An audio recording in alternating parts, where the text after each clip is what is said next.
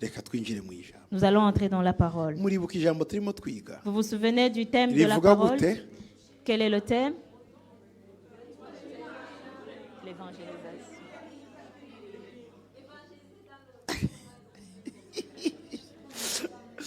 Murabizi Vous connaissez le thème. kuvuga ubutumwa Évangéliser mu gihe gikwiriye au temps favorable n'igihe kidakwiriye, et non favorable. sibyo? N'est-ce pas? Igihe gikwiye n'ikidakwiye. Au temps favorable et non favorable. Ni muri Timotheo wa kabiri C'est dans 2 Timothée, kane kabiri. chapitre 2, verset 4. Urabicuritse. Chapitre 4, verset 2. That's good. Wari utujanye muri indi yerekwa. Nabyo ni byiza ubwo hari wowe uvuze D4 reka tuyirebe D4 wasanga hari ikindi kintu aho ngaho. D4 baravuga ngo wow, ngo nta waba umusirikare kandi ngo yishire mu by'ubu bugingo ngo abakinejeje wamwandikiye ubusirikare. En fait iyi niyo principe y'abauthentique. Ça c'est le principe des authentiques. Umusirikare authentique ni umuhinzi n'umuatlete byose biraha. Ngo ujye ufatanya nanjye kwihangana imibabaro nta wawe umusirikare. Voilà. Wari uhatoye. Reka tujye kuri kane kabiri rero. Chapitre 4, verset 2. Ubwiriza abantu ijambo ry'Imana ugira umwete mu gihe gigukwiriye no mu kidagukwiriye. Uhane, uteshe, uhugure, ufite kwihangana kose no kwigisha. Prêche la parole, insiste à toute occasion, favorable ou non. Reprend, censure, exhorte avec toute douceur et en instruisant. Gatanu. 5. Ariko woweho wirinde muri byose. Wemere kurengana. Ukora umurimo w'umubwiriza butumwa bwiza. Usohoze umurimo wawe wo kugabura iby'Imana. Mais toi, sois sobre en toutes choses, supporte les souffrances, fais l'œuvre d'un évangéliste, remplis bien ton ministère. Ngukora umurimo w'umubwiriza butumwa. Fais l'œuvre de l'évangéliste. Ntibisaba ko uri umubwiriza butumwa. Ça ne demande pas d'être évangéliste. Ariko wakora umurimo Mais tu w'umubwiriza butumwa. peux faire l'œuvre de l'évangéliste. Ntabwo ndi umutetsi. Je ne suis pas cuisinier, Ariko nakora umurimo wo guteka. mais je peux faire l'œuvre de cuisinier. Ntabwo ndi umwubatsi. Je ne suis pas maçon, Ariko nakubaka bibaye ngombwa. mais je peux construire si c'est nécessaire. Ntabwo ndi umushoferi. Je ne suis pas chauffeur, Ariko naba umushoferi bibaye mais je ngombwa. peux faire cela si nécessaire. Hallelujah. Alléluia. Ibi ntibisaba ngo warize za theology zivuga butumwa no ngo kora umurimo w'umubwiriza butumwa. Cela ne demande pas d'avoir des diplômes en théologie. On te demande seulement de faire l'œuvre de l'évangéliste. Umurimo w'ivuga butumwa w'umuvuga butumwa n'ubu. Quelle est l'œuvre de l'évangéliste? Ijambo rya mbere yo kuvuga n'urukundo. Premièrement, avant de parler, il faut avoir de l'amour. Urukundo L'amour, nibwo rugaragaza umuvuga butumwa. c'est ce qui démontre un évangéliste. Igituma umuvuga butumwa ajya ahantu ni ukubera urukundo. La raison pour laquelle un évangéliste se rend quelque part pour évangéliser, c'est l'amour. Impamvu umuntu yabwira undi Yesu ni urukundo. La raison pour laquelle quelqu'un peut partager les histoires de Jésus avec quelqu'un d'autre, c'est l'amour. Ubundi muri kamere y'umuntu Normalement, dans la nature iyo humaine, wabonye ikintu cyiza quand tu vois quelque chose de bien, ntiwifuza ko abandi bakimenya, tu n'as pas envie que les autres le découvrent. ahubwo ushaka ko bakomeza bakubwira ngo uraberewe ubwo rukweto warukuye. Ntubabwire aho warukuye. Mais tu veux seulement que les gens continuent à te dire « Ah, tu es bien habillé, ça te va très bien. Où est-ce que tu as acheté cette chaussure ?» Hari abandi yabona ikintu yambaye gifite babiri ahita agita ngo nahuye n'undi acyambaye. Il y en a d'autres, quand ils voient un vêtement porté par quelqu'un d'autre, ils vont jeter le leur parce qu'ils disent « J'ai vu d'autres personnes le porter. » Ngo ibi nabyo ngo narizi ko ari nyenyenye. Ah, je Kuko umuntu pensais que akunda j'étais kuba le wenyine. seul. Je pensais que j'étais la seule à posséder ce vêtement parce que les gens sont égocentriques. Iyo ufite urukundo Mais quand tu as de l'amour, uba uri umuvuga butumwa. tu es un vrai évangéliste. Umuvuga butumwa wa mbere Le premier évangéliste, ni Yesu. c'est Jésus. Yavuye mu ijuru Il a quitté les cieux, aza ku isi il est venu sur terre. atazanwe n'ikindi uretse urukundo. Il n'était pas venu par autre chose ou pour autre chose, mis à part l'amour. Umuvuga butumwa arihangana Un évangéliste est tempérant. kuko urukundo rudusaba kwihangana. Parce que l'amour nous demande de la tempérance. Abo ubwira ubutumwa Ceux à qui tu prêches baragutuka t'insultent. kandi ari buri mubwira. Alors que tu es en train de leur prêcher, Uramubwira ati wijaha tu lui dis ne va pas hari ici. icyobora kigwamo Il y a une fossée, tu vas y tomber. akagutuka Cette personne t'insulte. wagicucu. idiot. urabona nta bwenge mfite Tu penses que je suis Nyamuneka bête. uragwa S'il te plaît, tu vas tomber. niwongera ndagukubita Si tu recommences, je vais te gifler. ariko ugakomeza Mais tu continues. akanagukubita Cette personne te gifle en effet, ariko ukanga mais tu refuses Ukavuga d'abandonner. ubutumwa. Tu évangélises. kwihanganira imibabaro La patience et l'endurance des souffrances. kwihanganira ibitubuza amahoro L'endurance des choses qui nous font manquer la paix. kwihanganira ibiturwanya L'endurance de la diversité kugira ngo tuzane abantu kwa Yesu pour amener les âmes à Jésus. ikizakwereka ko umuntu yaguye kandi akivuga ijambo ry'Imana ni ugutakaza pasiyo y'ivugabutumwa. Ce qui va te démontrer que quelqu'un est déjà tombé alors qu'il prêche encore ou elle prêche encore, c'est la perte de la passion de l'évangélisation. nubona umuntu utakigira pasiyo yo gushaka abantu ngo bakizwe bamenye Yesu Si tu vois quelqu'un qui n'est plus passionné par le rachat des âmes, aba yaraguye c'est que cette personne est déjà tombée. ariko agihagaze. Mais il est tombé debout. Kera mu bintu by'ubuhinzi muri agronomy Il y a longtemps dans l'agronomie, batubwiraga ukuntu watema igiti watsinda igiti utagitemye. on nous parlait de comment tu peux faire tomber un arbre ou le faire le courber sans le No, couper kikagwa complètement. hasi kikarama Ah, tu le coupes complètement utagitemye. sans que tu n'utilises un objet tranchant. Byagendaga gute? Comment est-ce que ça se passait?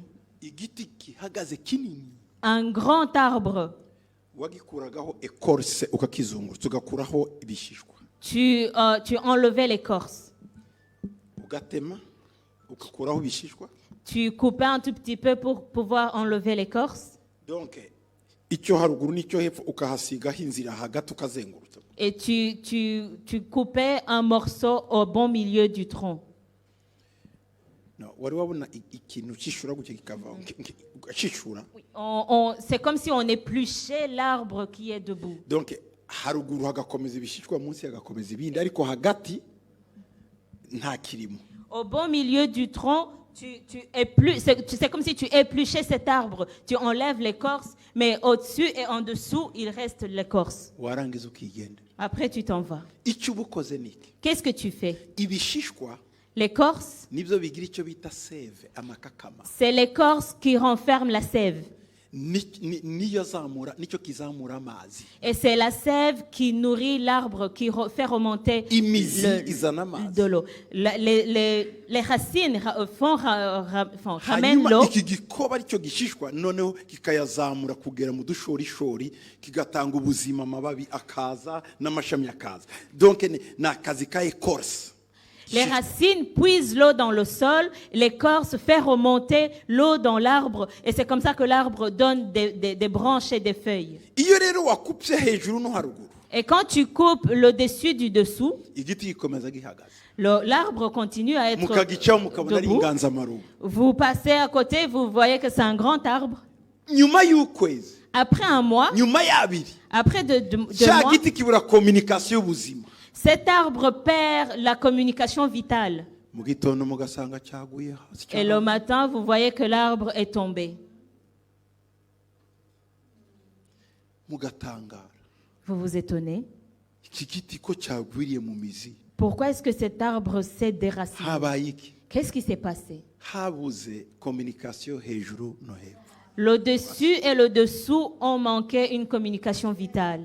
Ikigaragaza umuntu ko ibishishwa byavuyeho ni ukutagira rwa rukundo rwo kubwira abantu ibya Yesu, kubwiriza umuntu, gutakaza ya passion y'ivugabutumwa. Ce qui démontre que la personne a perdu l'écorce, a perdu sa couverture, c'est la perte de la passion d'aller dire aux gens de venir au salut. Uribuka igikizwa wumvaga wabwira umuntu wese Yesu. Tu te souviens quand tu venais de te convertir, tu avais envie de parler de Jésus à tout le monde. Byagiye. Où est cette passion? Kuko birahaba. Parce que ça existe. Kuki wakunda umuntu wese ukaba Yesu ni mwiza byagiye. Tu rencontrais tout le monde, tu disais ah Jésus est bon. Pourquoi tu le fais plus? Hari utuntu waguyemo. Tu es tombé dans certains trucs. Ariko humura. Mais ne t'inquiète pas. hari undi mubiri wiyambika uyu munsi Il y a une ngo autre nimukenyere chair. kirisito nimwambare kirisito. Il y a une autre chair que tu vas te vêtir. La Bible dit, revêtissez-vous du Christ. donc ngo ubwirize abantu ugire umwete mu gihe gikwiriye n'ikidakwiriye. Prêche, insiste en toute occasion. Paul yari ameze ate? Comment était Paul? ndagira ngo rero mu Bikorinto ba mbere 9 Je voudrais que nous allions dans 1 Corinthiens 9. 1 Corinthiens chapitre 9 ku murongo wa 16. au verset 16. Abikorinto ba mbere 9:16. 1 Corinthiens 9, 16. Mwahabonye? Vous y êtes? Okay. Havuga gute? Angeli havuga gute? Urareba neza? Okay. Ngwino hano nta mikoro. Okay. Reka bako. Iyo mbwiriza ubutumwa bwiza Wumve? Ngwiyo mbwiriza ubutumwa bwiza. singira icyo nirata kuko ari byo mpatirwa gukora. Voilà. Singira icyo nirata kuko nibyo mpatirwa gukora. Voilà l'homme qui a la passion de l'évangile. Ndabihatirwa gukora. Ndetse ntavuze ubutumwa bwiza nabona ishyano. Malheur à moi si je n'annonce pas l'évangile. Amen. Tabuvuze nabona ishyano. Malheur à moi si je n'annonce. Ngaho hasomema hera kuri 16. Si j'annonce l'évangile, ce n'est pas pour moi un sujet de gloire. Voilà, c'est pas un sujet de gloire.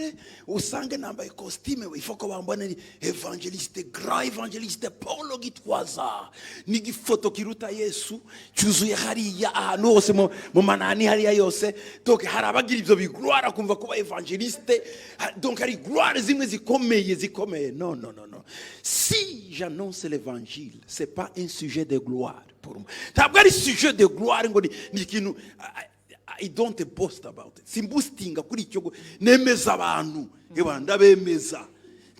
Iyo mvuga ubutumwa simbuvuga nshaka kwemeza abantu. Kuko nivyo mbatirwa gukora. Muri njewe ni DNA. Umunsi Yesu yinjiye muri nje ni ubutumwa. Yesu ni umuriro. Muri njewe udashobora gutuma mbwema kutabuvuga. Nico Bibiri cyakutubwira. Ce que la Bible essaie de nous dire ici, c'est que l'évangélisation ne doit pas être un sujet pour se vanter, pour se manifester, pour dire aux gens, voilà, je suis quelqu'un, je suis vraiment quelqu'un de très important. Non, Jésus est un feu qui est en moi, qui ne peut pas me donner la paix si je ne l'annonce pas. Verset 16.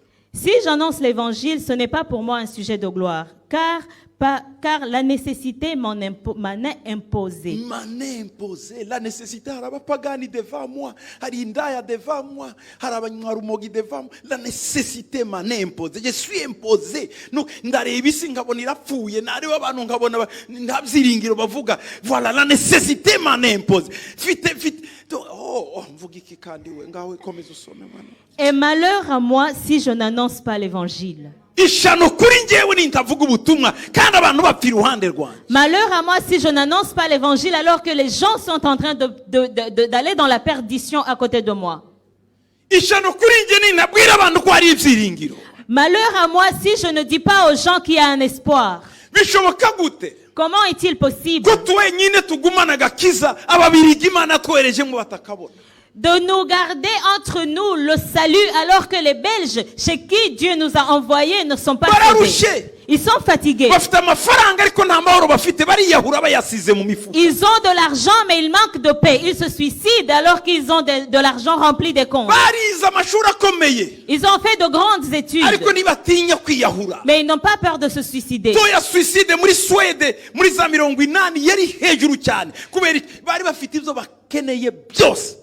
Ntacyo babuze abasedo aho muzima bukomeye mu gitondo basanga abantu bari muri za gari ya moshi ko bari yahura babaje abantu abasore n'abandi batineje wayi mwiyahura aravuga ngo dufite byose twabuze ikindi donc ntacyo ngo ukenera donc ntacyo ukenera nabyo bikaba ikibazo.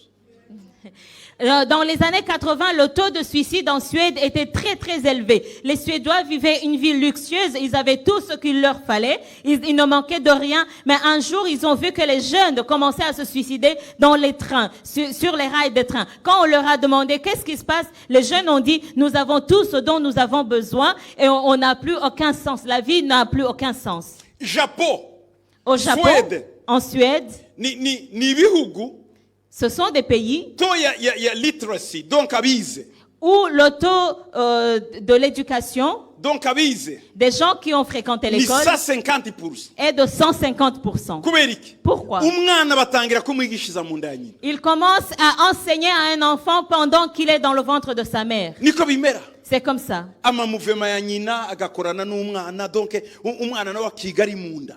Les mouvements, la maman fait des mouvements qui suivent les mouvements de l'enfant et l'enfant commence à apprendre le rythme quand il est encore dans le ventre. Abayapani niyo mpamvu bavuka n'ubwenge batangira kwigishwa bakiri mu nda. C'est pour ça que les Japonais sont très intelligents parce qu'ils commencent à apprendre quand ils sont dans le ventre de leur Nta mère. mujapani urongora umukobwa utarize. Il n'y a aucun Japonais qui peut marier, qui peut épouser une fille illettrée. Nta mujapanese urongora umujapani utarize ntabahaba. Il n'y a aucune Japonaise qui peut être épousée par un Japonais illettré parce qu'il n'y a Mushobora pas gushakisha d'illettré. umuntu utarize muri Japo mukabipingira ukapinga miliyoni neza zikagucika uzireba ntawe utarize. Tu peux parier 1 million d'euros pour trouver un Japonais illettré, tu vas perdre le million. Aja aravuka gato. Il naît Umwana bagatangira kumwigisha. et un petit enfant commence à Kugeza fréquenter muri l'école. université muri Suède. Jusqu'à l'université. Tibazi icyo bita minerval.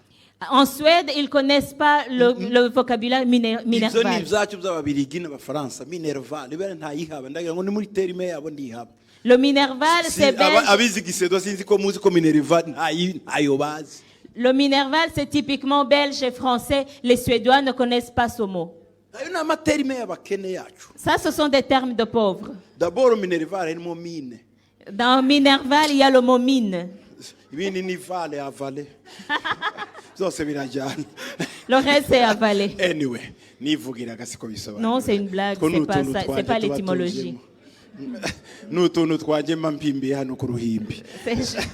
C'est juste des choses qui me passent par l'esprit. Anyway, donc bageze ahantu kwiga baraminuza baba PhD akigiye Dr. Kayirangiza akajya mu yindi akayirangiza akajya mu yagera kumva ubuzima iseseme.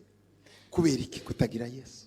Ariko iyo ufite Yesu ukirira akajumba wavumbitse mu munyota mu ziko n'igikombe cy'amazi atari na ya robine wavomye hariya mu gasozi hepfo wifitiye Yesu urasinzira. Reka baba bafite ibigorofa badasinzira bararanywa ibinini ngo basinzire. Uryama munsi y'igiti ukagona ntumenye ko ni impyisi yawe iruhande rwawe.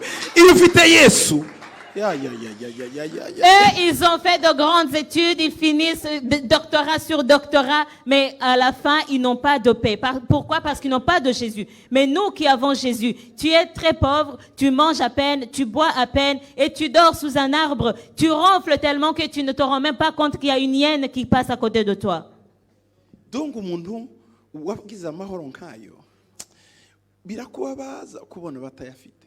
Donc, quand tu as expérimenté une telle paix, tu es tellement chagriné des gens qui en manquent. Donc, hari umuntu ureba ukabona araha kuri gare ntawe umwitaho.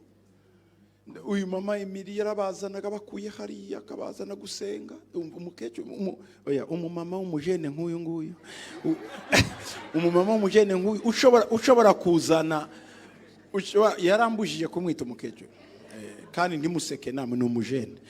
Sibyo mama nduri umujene. Amen. Urumva ama principe.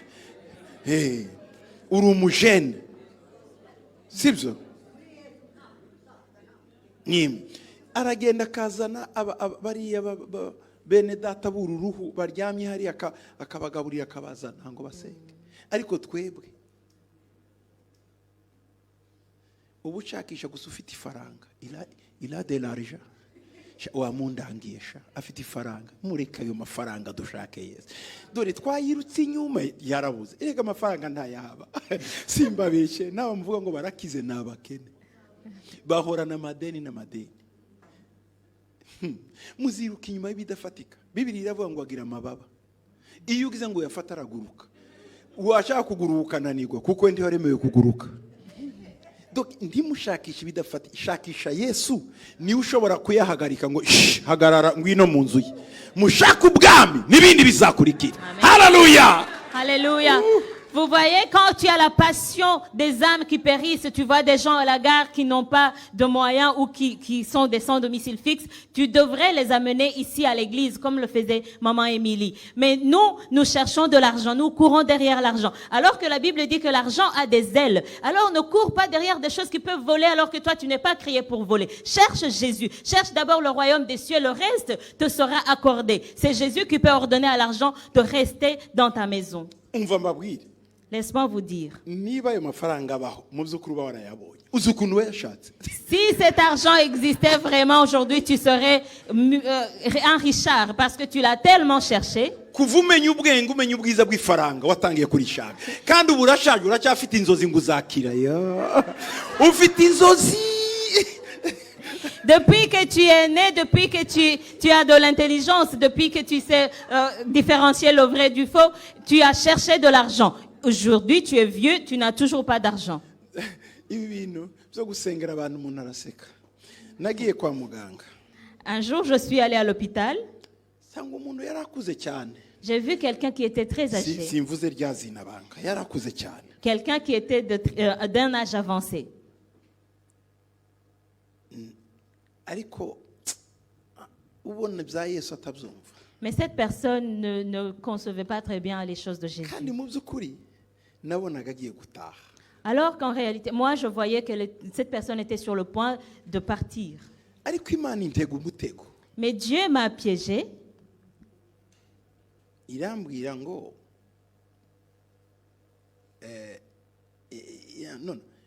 Imana irambwira ngo uyu muntu azataha. Dieu m'a dit cette personne est sur le point de quitter, de partir. None numva nk'ijwi rimbwira. Et j'ai entendu comme une voix Ngo se urashaka kumusengera beho. qui me disait, est-ce que tu veux prier pour que cette personne vive? Ndavuga cyane. Je dis oui. Ngo mubaze nabaho icyo azakora. Ok, demande-lui si cette personne vit, qu'est-ce qu'elle va faire? Mu mutwe nje Moi, dans ma tête, nari nzi ni mubwira ngo ndagusengera Yesu agukiza ariko avuga ati turatangira nivuga butumwa nawe. Niko nje nari nabyumvishe. moi, je pensais que si je dis à cette personne, je vais prier pour toi pour que tu vives, cette personne va me dire directement, après, si je vis, je vais te suivre dans l'évangélisation. Nuko nabyumvishe. C'est ce que je pensais. Ndamubwira papa. Je lui ai dit, papa, Ndabona urembye. je vois que tu es mal en point, Ariko ndashaka kugusengera. mais je voudrais prier pour toi. Uramutse ubayeho Si tu vis, wakora iki? qu'est-ce que tu ferais? Niba nibuka neza ari nka 84.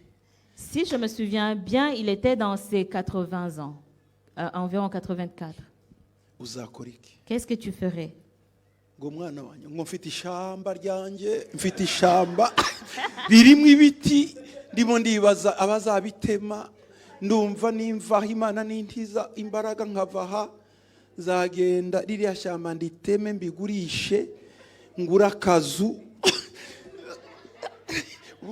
J'ai dit, et il m'a dit, mon fils, j'ai une forêt quelque part, je me demande vraiment qui va s'en occuper, mais si Dieu me guérit et que je sors d'ici, je vais rentrer, je vais vendre ma forêt et je vais couper du bois, je vais vendre le bois et je vais acheter une maison avec cet argent. Noneho ngewe numva kameme nibyo ubwo ntiyagiraga inzu umuntu apfana akantu akabati nanjye uzampa akazu numva ari bikiri normal. Moi, je me disais, c'est normal, s'il n'a pas de maison, avant de mourir, quelqu'un peut se dire, Seigneur, donne-moi de posséder une maison. Numara kubona iyo nzu. Je lui ai dit, après que tu possèdes cette maison, non, nzayishira mu ruhango ncururizemo non, imbere y'inzira. je vais acheter cette maison sur une route pour que je puisse commencer un commerce. Ngo buriya Tu sais, hari ukuntu umuntu ashyiraho akaryango ugashyiramo amata akandi karyango amapla y'ubucuruzi 84. il avait 80 ans, mais il m'a dit, tu sais, je vais construire une maison sur la route à Ruango, je vais mettre plusieurs portes, et la première porte sera une laiterie, l'autre, il y aura quelque chose d'autre. toujours numva nibyo ngira ngo byenda ari umucuruzi ndongera ndamubaza. Moi, je me suis dit, bah, c'est normal, peut-être qu'il est d'habitude commerçant. Papa buryo wari umucuruzi Je lui dis, papa, tu es commerçant. ngo mbikuraho ishahu n'ubuhunzi Ah, n'ubuhunzi ko aribyo nifuje kuva kera ubuhunzi bunyemereye bati ubu ngubu imana intiza imbaraga nanjye mbikore nibyo nashakaga kuva kera. Il a dit, non, j'ai toujours désiré d'être commerçant, mais j'ai été réfugié, je n'ai pas pu m'établir et faire le commerce. Je voudrais que Dieu m'accorde de devenir commerçant. ndabaza none se papa kuki uhisemo mu Ruhango kandi hari ahandi Kigali Muhanga n'ahandi hose. Et je lui ai dit, mais papa, pourquoi tu as choisi Ruhango alors qu'il y a d'autres endroits? Il y a Kigali, il y a Muhanga, il y a d'autres endroits. ngo burya ni iwacu ngo tukiri abana Il a dit, chez moi, c'est Ruhango. Tu sais, quand on était jeunes, hari umugabo wagiraga akaryango bacuruzagamo amata il y avait un monsieur qui avait une laiterie. duhunga ako karyango kakiri aho. Quand nous avons fui le pays, cette porte, cette laiterie était toujours là. Mana nungarura Et j'ai dit, Seigneur, si tu me twari abana ramènes, bato nanjye nzagira ako kantu bati Moi rero aussi, je imana vais avoir une ninkura aha laiterie. nanjye nubake akaduka ko gucururiza. et donc que Dieu me sauve, qu'il me fasse quitter ce lit d'hôpital pour que je puisse construire une laiterie.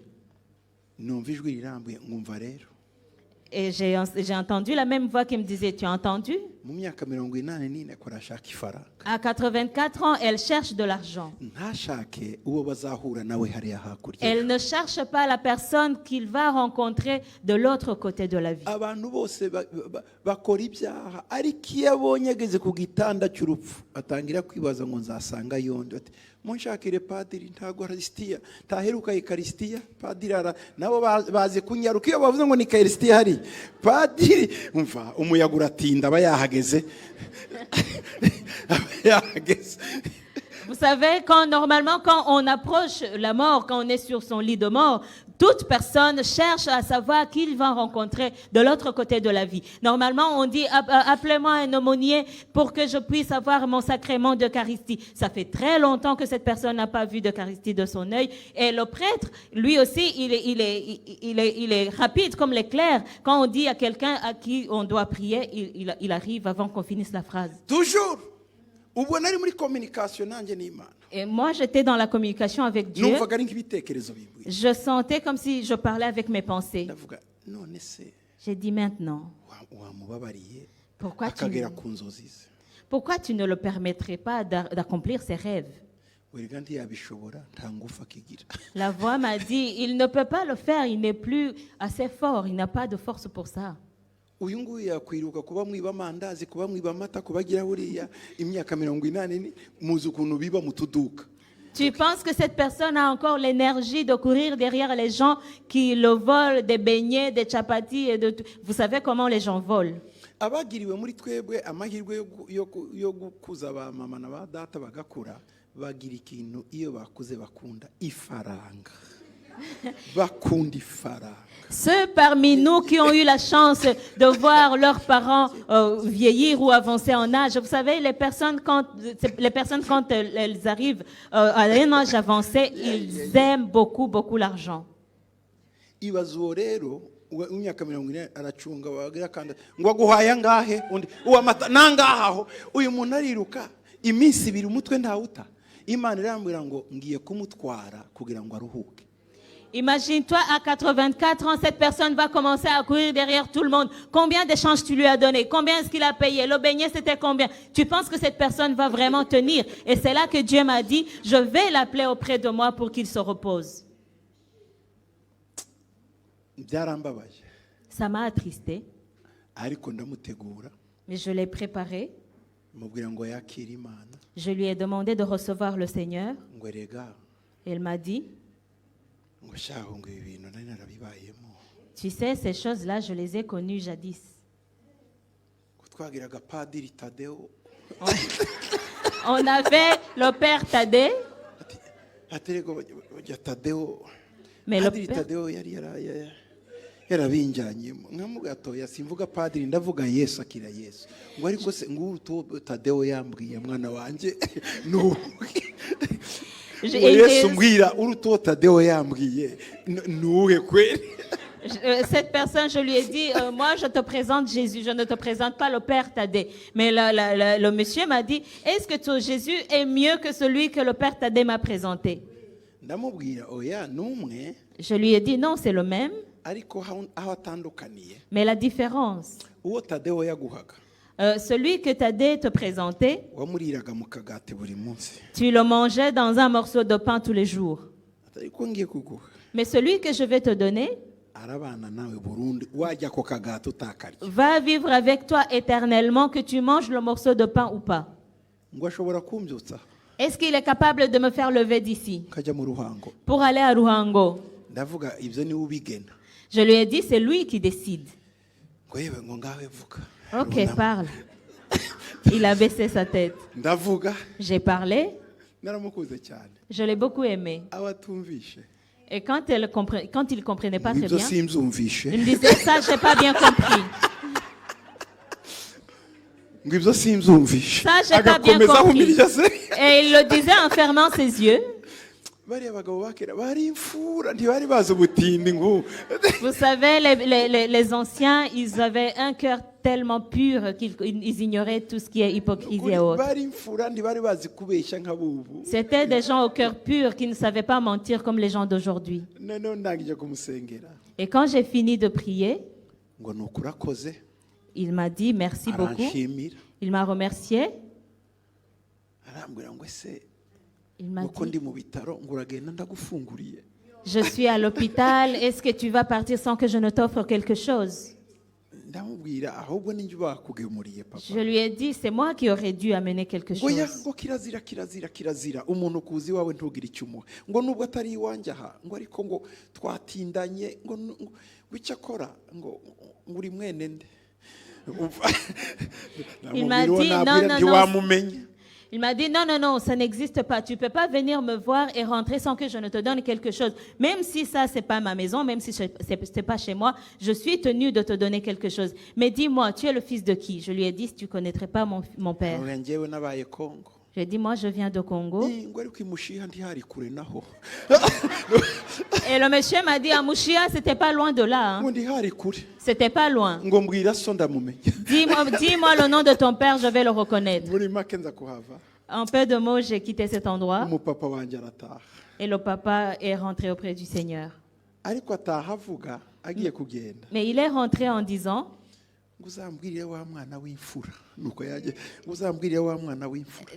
dites à mon fils qui est noble de cœur, même si je pars avec la joie. Quand il a dit cela, il était avec sa fille. Il s'est endormi. J'étais le premier à qui on a appelé. Ils ont dit, notre papa est rentré dans la joie.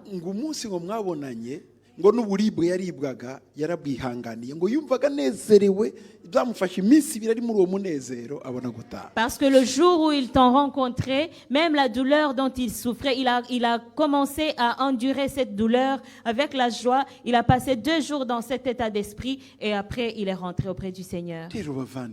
Bien-aimé, chez nous c'est pas ici. Chez nous c'est au ciel. Préparons notre futur. Disons aux gens, si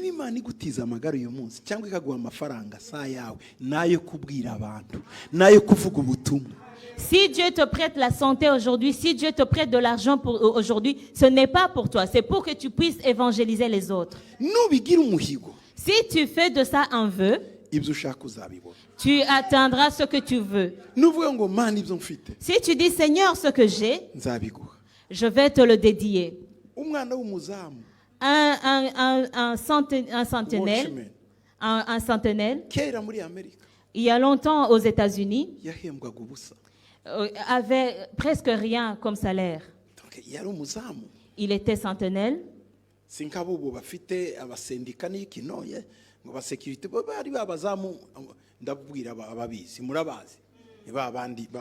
Ce n'est pas comme ceux d'aujourd'hui ou de ces pays occidentaux qui ont des syndicats, qui ont des salaires alléchants.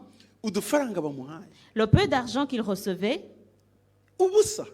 très peu, il tirait la dîme, il l'amenait à son église. Le lendemain, il a dit à Dieu, il a entendu le pasteur dire, ngo hari abantu bajya kuvuga ubutumwa ariko twabuze amafaranga yo kubohereza. Il y a des gens qui voudraient aller évangéliser, mais nous n'avons pas l'argent pour les envoyer.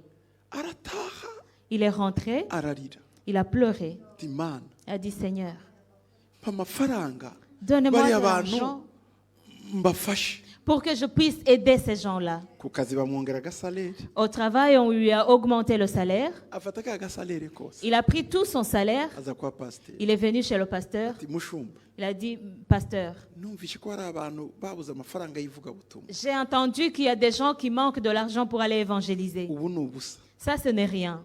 Ni umuganura wanje. C'est Ni ma- amafaranga ya mbere salere yanjye. C'est mon prémisse, c'est mon premier salaire depuis qu'il est augmenté. Ngaya. Le voilà. Pasteur yabonye Quand le pasteur l'a vu, yumva yayamusubiza. il a senti comme s'il devait lui remettre son argent. Kuko yabonaga na amafaranga y'umukene. Parce Kandi qu'il a niyo vu- salere yose. Il a vu que c'était vraiment de l'argent d'un pauvre et c'était l'entièreté de son salaire. Umwuka w'Imana abwira pasteur ngo yayafate. Mais l'Esprit de Dieu a dit au pasteur, non, retiens cet argent. Uyashire muri mission. Mets-le dans la mission. Bayashizemo. Ils ont mis cet argent dans la mission. Wa musora asubiyeyo. Quand le jeune homme est retourné au travail, Baramubwira ngo baguhembye ariya ariko siyo twaguhembaga. Bamukubira inshuro 10. on lui a dit, on t'a toujours payé ce montant, mais ce n'est pas ça qu'on devait te payer. Ils ont décuplé son salaire. Aravuga ati no. Il a dit non. Asubiye kwa pasteur. Il est retourné chez le pasteur. Bati none uyu ni umuganura wanje wose. Yadi- Salere ya kabiri yindi. Il a dit, ça c'est mon autre prémisse. Atakira. Tiens, Pasteur ati, le pasteur a dit, uyakuye wa. où est-ce que tu as eu cet argent? Amubwiye amakuru. Il lui a donné les nouvelles. Pasteur arayakiriye. Le pasteur a reçu l'argent. Ashize muri mission. Il a mis dans la mission. Wa muhungu Le jeune homme, ataha nezerewe agiye gukora ubuzima. il est rentré dans la joie en allant à son poste. Aravuga ngo kuva none Mana Il a dit, depuis aujourd'hui, Seigneur, sinzongera gutanga kimwe cyacu. je ne vais plus jamais donner un dixième. Zantanga 9 ku 10. Je donnerai 9 dixièmes. Ngewe nsigarane kimwe ku 10. Moi, il me restera un dixième. Bamuhaye umushahara On lui a donné le salaire suivant. asigaranyiwe icyacumi Il est resté avec le dixième atwaye 9. et il a ramené les 9 dixièmes à l'église. Pasteur bati Le ni pasteur a dit, qu'est-ce qui se passe? batoya A dit non. nahize umuhigo J'ai fait un vœu. n'ubundi nahembwaga ari munsi yayo. De toute façon, mon salaire initial était en dessous de ça. Ndakomeza mbeho bwa buzima Je vais- ariko Imana yanjye igeze ubutumwa ku bantu bose. Je vais continuer à amener le même mode de vie, mais que mon Dieu puisse faire arriver l'évangile aux gens qui ne l'ont pas. Umunsi umwe aryamye Un jour, quand il dormait, agize imyaka mikeya ça faisait quelques années qu'il était là, mu nzozi dans les rêves. abantu baza kurwara amenyo mu gace k'iwabo. Les gens ont souffert des dents. Aryamye Quand il dormait, Imana imwereka igiti Dieu lui a montré un arbre n'amakakama avec la sève, uko azabihuza comment il allait les combiner azana umuti w'amenyo. pour faire quelque chose qui allait guérir les gens, un remède. Ajyanye uwo muti muri village Quand il a amené le remède dans son village, amenyo y'abantu arakira. les gens ont commencé, les dents se portaient mieux. Awita izina rye Colgate. Et il lui a donné son propre nom, Colgate. Mwigeze mumenya izindi dentifrice atari Colgate kera? Est-ce Twari que tuzi vous ngo zose, connaissez- vous- waguze Colgate siyo twari tuzi. Est-ce que vous avez connu d'autres noms ou d'autres marques de dentifrice à part le Colgate? Même les autres, on les appelle Colgate. Colgate wari umuzi wowe? Est-ce que tu as vu Iyo histoire Colgate? mwari muyizi? Est-ce que tu connaissais cette Muzi histoire? umuti witwa Mais vous Colgate. connaissez une reba muri dentifrice Google qui hariho s'appelle Colgate. Université Colgate muri New York. Regarde sur Google aujourd'hui, il y a une université Colgate à New York. Wa mugabo Cet homme, aba umukire bihebuje. il est devenu Richard. Kiyigeze komprometa ubutumwa bwe, yakomeje asigarana icyacu. Il n'a jamais Quand on compromis millionnaire. son vœu. Il a continué à rester avec un dixième. Il donnait toujours les 9 dixièmes, même étant Uzi icyo millionnaire. yakoze? Tu sais ce qu'il a fait? Société biblique icapa za Bibiliya muri Amerika niwe wayishizeho arayifinansa. C'est lui qui a établi la société biblique des États-Unis et c'est lui qui l'a financée. Izi Bibiliya mubona Les Bibles que vous voyez ici, ni amafaranga ya Colgate. c'est l'argent de Colgate.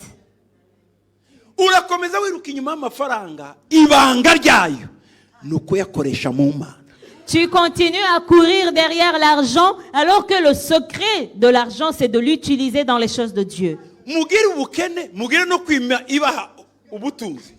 Vous êtes pauvre, mais vous ne donnez même pas à celui qui peut donner la richesse. Ubutumwa bwiza L'évangile bwavuzwe n'abantu batanze ibyabo abandi bajya kubuvuga. a été proclamé par les gens qui ont donné leurs biens pour pouvoir évangéliser. Babajije umushinwa On a demandé à un Chinois, ngo nugera mu ijuru uzakora iki? si tu arrives au ciel, qu'est-ce que tu vas faire? Ikintu cya mbere nzakora La première chose que je vais faire, zirukanga njye guhobera Yesu je vais courir et embrasser Jésus. mu mihanda yo mu ijuru Dans les routes du muhobere ciel, cyane je vais l'embrasser. ngo hanyuma mubaze ikibazo Et je vais lui demander cette ngo question. Yesu we Jésus, wankundiye pourquoi est-ce que tu m'as aimé? ngo namara kunsubiza Et quand il m'aura répondu, mubwire bati nyihanganira gato je lui dirai, attends un tout petit peu, hari undi ngiye gushimira je vais remercier quelqu'un d'autre. ngo njye gushimira umuntu wambwirije ubutumwa. J'irai remercier la personne qui m'a évangélisé. nimuhura nawe mu mihanda y'ijuru Quand je vais le croiser dans les rues Muhobere terrestres, cyane. je vais l'embrasser très fort mubwire ngo et je lui dirai, warakoze kumbwira Yesu. merci beaucoup de m'avoir annoncé Jésus. Bataho nurangiza Et après, timusezere je vais dire au mubwire ngo revoir. ihangane gato Je vais lui dire, attends un peu, mbwira uwakohereje iwacu dis-moi qui t'a envoyé chez nous. ambwire abamwohereje. Il va me dire celui qui l'a envoyé chez nous. nimubona Et quand je le Muhobere. croiserai, je vais l'embrasser mubwire et je lui dirai, mbwira uwaguhaye amafaranga nguze dis-moi kuvuga qui ubutumwa. t'a donné de l'argent pour que tu puisses apporter Mufate. l'évangile chez nous. Je vais Muhobere. l'embrasser. Je vais l'embrasser très mubwire ngo fort. warakoze Et je lui dirai merci gutanga ibyawe d'avoir donné none tes uyu munsi ndi biens. mu ijuru. Et aujourd'hui, je suis au ciel. haleluya Alléluia. tugomba kugira umutwaro wo kuvuga ubutumwa Nous devons avoir le fardeau d'évangélisation. kuruta ibindi byose dushaka Plus que toute autre chose que nous désirons. kuruta ibindi byose twifuza. Plus que toute autre chose que nous voulons. ngo iyo mvuga ubutumwa si ubwirasi Quand j'évangélise, ce n'est pas un sujet de gloire. ngo ariko ngo muri njyewe ngomba kubikora Mais je suis imposé par la nécessité. kuko isi irarimbutse Parce que le monde me le rappelle. abantu bari mu byaha Les gens sont dans les péchés. abantu baraboshe Les gens sont liés. bananiwe kuva mu migozi y'umwana Ils n'arrivent pas à se tirer des chaînes de l'ennemi. bifuza kubohoka ariko byara Ils voudraient être délivrés, mais c'est ni igihe impossible. cyacu cyo kubabwira ko Yesu akiza C'est notre moment de leur dire que Jésus guérit. ni igihe cyo kubabwira ko Yesu abohora. Que Jésus délivre. Woo, haleluya Alléluia. haleluya Alléluia. ngo ishano kuri njyewe nindavuga ubutumwa Malheur à moi si je n'annonce pas l'évangile. ni ishano kuri njye Malheur à moi. ninabwira abantu ko Yesu ari mwiza Si je ne dis pas aux gens que Jésus est vivant. ninabwira abantu ko Yesu abohora Si je ne dis pas aux gens que Jésus délivre. namenye iryo banga J'ai découvert ce mystère. ngomba kuribwira abandi. Je dois l'annoncer aux autres. muri za 90 Dans les années 90, ndi mu mihanda ya Kenya quand j'étais dans les rues de mvuga Kenya, ubutumwa quand j'évangélisais, mu mihanda dans les rues, mu mabarabara dans les ruelles, hari indirimbo naririmbaga il y a une chanson que je chantais. nimegundu wasiri J'ai ngo découvert un navumbuye secret. ibanga J'ai découvert un ni secret, kukaa ndani ya Yesu ni ukwicara c'est muri de Yesu. s'asseoir en Jésus. Nimegundua siri, nimegundua siri, nimegundua siri ni kukaa ndani ya Yesu. Ibyo niyo donc narayirimbaga mu mihanda ngenda abantu bose ngo nababwira Je siri chantais ce si chant. pombe, siri si wa malaya, bali ni kuokoka na kukaa ndani ya Yesu. Hallelujah! Le secret, c'est pas l'alcool, le secret, c'est pas les femmes, mais le secret, c'est de s'asseoir en Jésus.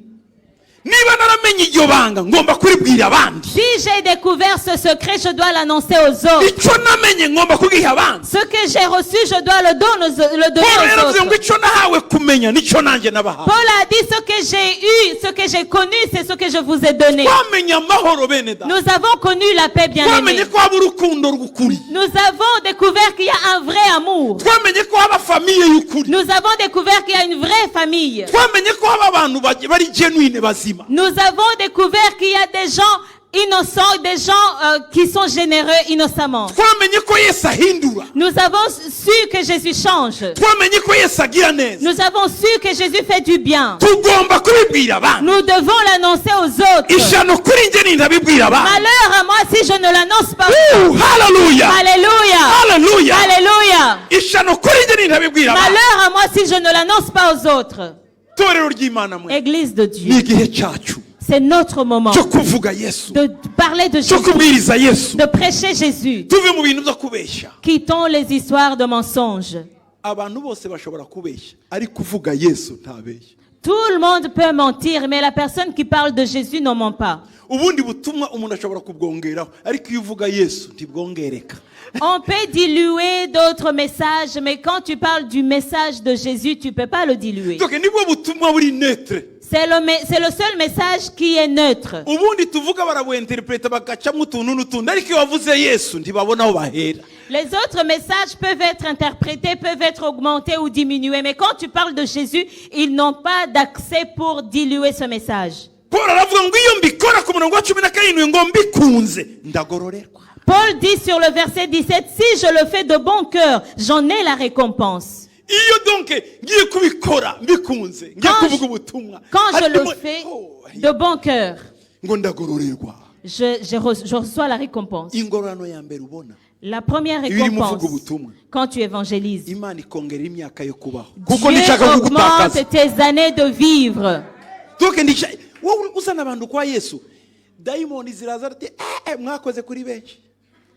qui amènes Alléluia.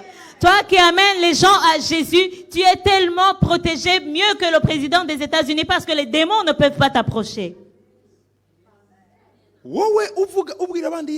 Toi qui parles de Jésus aux autres,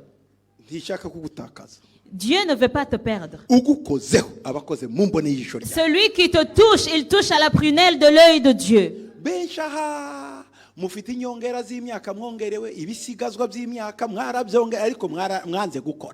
Imana ikongera igapfukafuka igateraho ibindi biremo ikongeraho ibiremo by'imyaka 10 igateraho ikindi kiremo cy'imyaka 15 ariko warananiranye ndagira ngo icyo kiremo cyanyuma ntugitakaze gikoreshe uvuga ubutumwa. La plupart d'entre vous, vous avez reçu des suppléments et des suppléments d'années de vie de la part de Dieu pour que vous puissiez parler de sa part, pour que vous puissiez évangéliser. Aujourd'hui, il te fait un supplément de 5 ans. L'autre jour, il te fait un supplément de 10 ans. Je voudrais que tu ne perdes pas le dernier supplément. J'ai demandé à mon père qui évangélisait dans son âge avancé. Il était pasteur actif à 75 ans. Quand il est arrivé au Rwanda, je lui ai dit, assis-toi, repose-toi. Repose-toi, je vais te donner un salaire. Toutes les années où tu n'as reçu aucun salaire de la part des Suédois, moi je vais te donner un salaire chaque mois.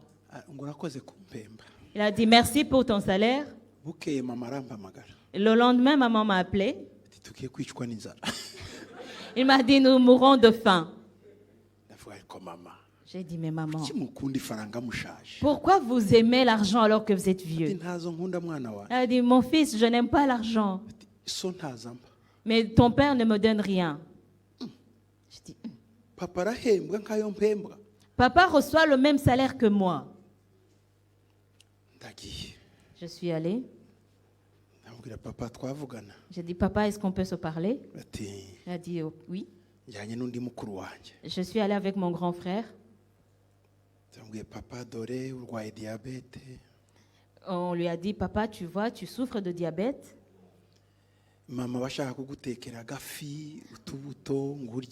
Maman voudrait te préparer du poisson, voudrait te donner des fruits. Mais tu ne lui donnes pas d'argent.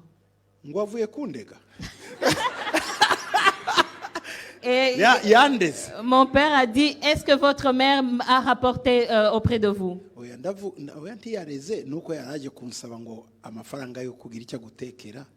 Je dis non, c'est pas qu'elle a rapporté, c'est parce qu'elle me demandait de l'argent pour faire les courses. Vous voyez, il faut essayer d'éviter les conflits. J'ai dit non. Elle voulait juste acheter du poisson et autre chose. Et quand elle m'a demandé, je lui ai dit, mais papa a reçu son salaire hier. Il m'a dit, excusez les termes kuko ntibayivuga mu Rwanda abasangwa butaka babitaga abatwa kera umusabatwa. Il m'a dit tu vois il y a des pygmées arambwira ngo Il m'a dit, ko mwiruka muri abo bose mubabwira ubutumwa ninde wegereye abasangwa butaka. vous courez partout, vous évangélisez tous les autres. Pourquoi est-ce que qui s'est jamais rapproché des pygmées? ngo tudufaranga mumpa L'argent que tu me donnes. yahise atugira zero. Il a dit le peu d'argent que tu me donnes. twagaburira amazu angahe y'abasangwa butaka. Combien de ménages cet argent peut faire vivre? ndavuga none se papa turi ONG. J'ai dit, mais papa, tu n'es pas une ONG. arambwira ngo iki. Il m'a dit, quoi? Qu'est-ce que tu dis? arunama Il a baissé la tête. ngo kwereka jabika nararwaye ngo aho wewe umva konte y'amafaranga wowe ngo nararwaye kwereka jabika ngo wowe kurambaza ngo nakoresheje iki amafaranga gitwa wowe ahita yibuka imyaka yamfashije yose none nanjye namwicaze ko namubwira ngo ampe konte aratangara cyane. Il s'est étonné, il a dit, toi vraiment, Kajabika, je suis vraiment malade. Toi, tu oses me demander des comptes rendus. ndamubwira no ni wewe ndimo mbigirira. J'ai dit, non, c'est pour ton bien. uzi icyo papa yakoraga. Tu sais ce que papa faisait? yavaga Nyabugogo akazamuka shorongi n'amaguru gusanga abasangwa butaka kandi afite ifaranga ariko akanga kuzirya ngo babagurire ibirayi babagurire niki ababwiriza ubutumwa. Il partait de Nyabugogo, il montait vers les hauteurs, vers Cholongi, il allait chercher des pygmées. Il ne voulait pas utiliser son argent parce qu'il voulait que cet argent serve à acheter de la nourriture pour icyo gihe cette papa yari afite communauté. imyaka 88. À ce moment-là, mon père était âgé de 88 ans. azamuka donc yari umuntu mutoya uri souple cyane azamuka imisozi. Il était très mince, il était souple, il pouvait monter sur les hauteurs. nabonye papa rimwe mbona asa n'unamye gutya ariko muzi agororotse n'ukuntu yagendaga kera yagendaga gutya agororotse donc yaragororotse cyane. Mon père était quelqu'un de très droit, de très élancé. Je l'ai vu une seule fois courbé, mais toute sa vie, il a vécu tête haute. namubonye je kundeba ameze ndavuga koko umusaza yarashaje ndatangara. Un jour, je l'ai vu, il venait me voir, il était courbé, et là, je me suis étonnée, j'ai dit, mon père est vraiment âgé. noneho afata amafaranga Il a pris naho l'argent. iwacu mu rugo bararayo bose yabagize abana be nari mfite bashiki banjye bakuru mw'abana mwe.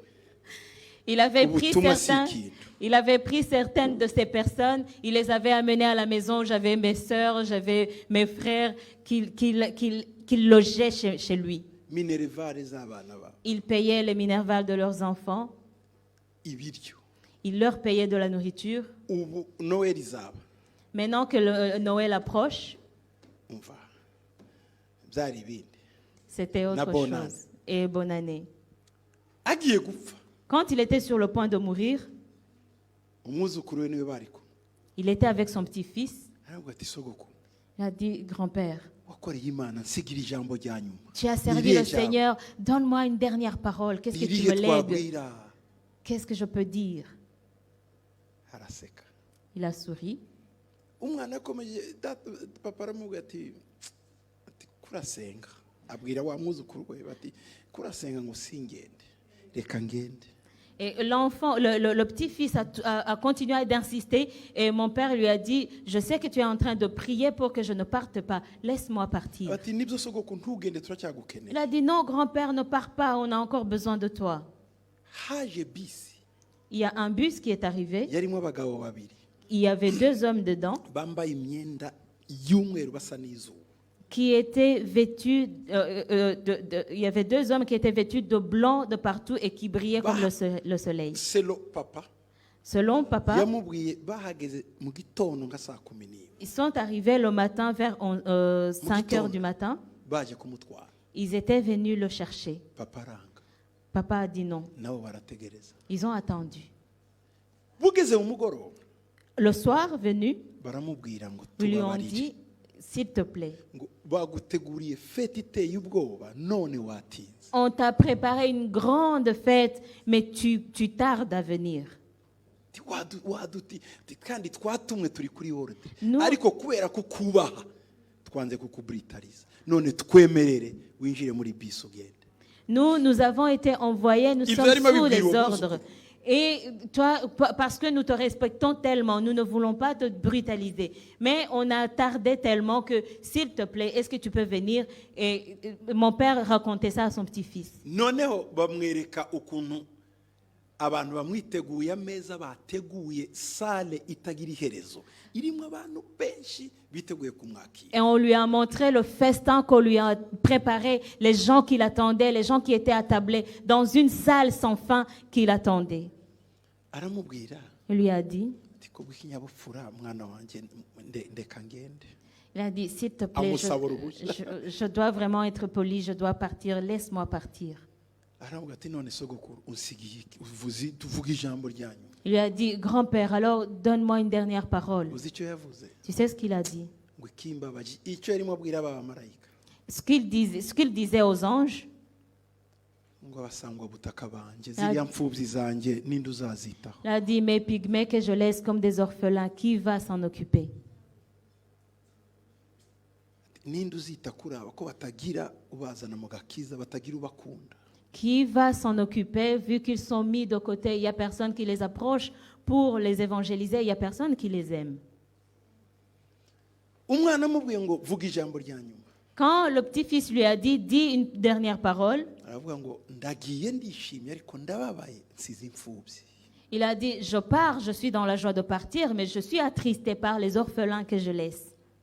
ngo ijambo nsize Il a dit, la parole que je te laisse, uzabwire ba nyokorome dis à tes oncles, namwe et vous aussi, muzite ku mfubyi nsize. de vous occuper des orphelins que je laisse. ati sogokuru Il a dit, grand-père, twebwe nous. ngo ya Il a dit, non, babandi. mes pygmées. amaze kuvuga iryo jambo Quand il a dit ça, aramusezera arasinzira. il a dit au revoir et il s'est endormi. umunsi yesu yaguhamagaye uzataha niki imbere ye uzataha iyihe Le raporo. jour où Jésus va t'appeler, tu vas rentrer avec quel rapport? uzanirwa n'umuntu umwe wazanye mu gakiza vuba ugera imbere y'Imana imbokoboko. Il te manquera même une seule âme que tu as amenée au salut. Tu vas arriver devant Dieu les mains vides. uricaye urashakisha ubuzima gusa ntushakisha n'umuntu icyakuye yesu mu ijuru n'umuntu. Toi, tu es là, tu cherches la vie seulement. Tu ne cherches même pas une seule personne. Ce qui a fait descendre Jésus des cieux jusqu'ici, c'est le salut des hommes. ndagusaba Je te demande wongere umuhamagaro wawe ugarure rya shaka de ranimer le zèle rya que tu shaka avais. wagiraga Le ry'umurimo zèle que tu w'Imana avais pour l'œuvre de Dieu. kuzana abantu mu gakiza Amener les gens au salut. rigaruke muri wowe. Que cela revienne en toi.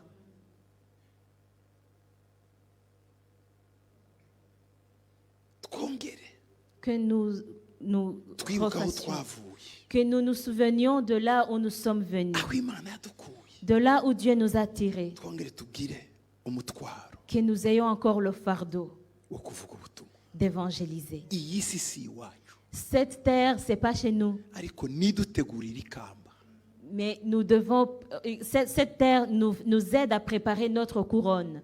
kandi ikamba ryawe Et ta couronne riri mu buryo witanze se, wavuze ubutumwa watanze ibyawe mu murimo w'Imana. se trouve dans la façon dont tu t'es donné, dans la façon dont tu t'es sacrifié, en évangélisant, en donnant tes biens.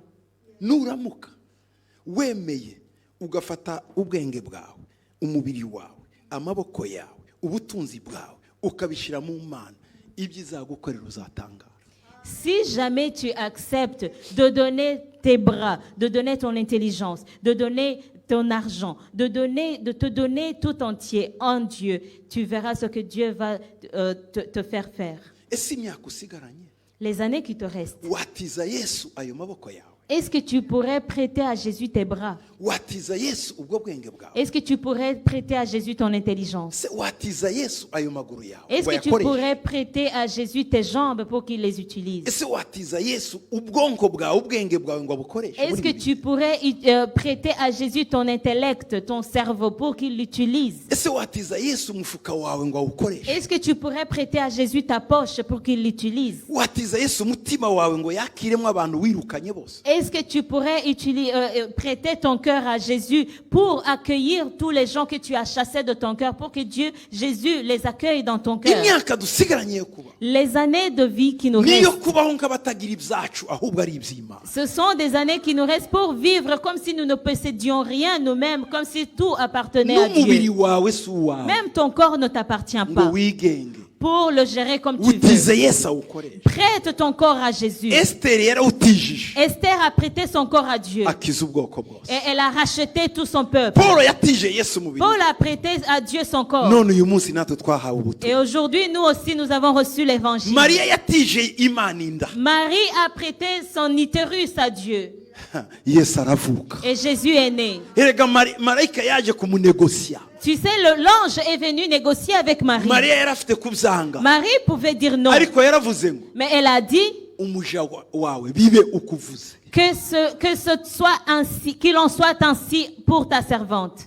Yemera inda ye kuyitiza. Elle a accepté de prêter son utérus. Uzi icyo azagororerwa Mariya mu ijuru? Tu sais ce qu'elle va recevoir comme récompense au Ko ciel? yatanze inda ye. Parce qu'elle a donné son utérus. Akagingo ka uzatanga ku Mana karimo ingororano. Le petit membre de ton corps que tu vas dédier à Dieu renferme une grande récompense. Iyo dukorera Imana abantu baradusuzuma. Quand nous servons Dieu, les gens nous méprisent. Ariko mu ijuru tuzarabagirana. Mais au ciel, nous allons briller. Hallelujah. Alléluia. Hallelujah. Alléluia. Hallelujah. Alléluia. Uyu munsi abantu baratubona duciriritse. Aujourd'hui, les gens nous voient comme des moins que rien. Bakadusuzugura. Ils nous méprisent. Mu mihanda y'ijuru. Mais dans les rues célestes, Iriya mihanda y'izahabu. dans les rues pavées en or, Tuzakuyoberwa. nous n'allons pas te reconnaître.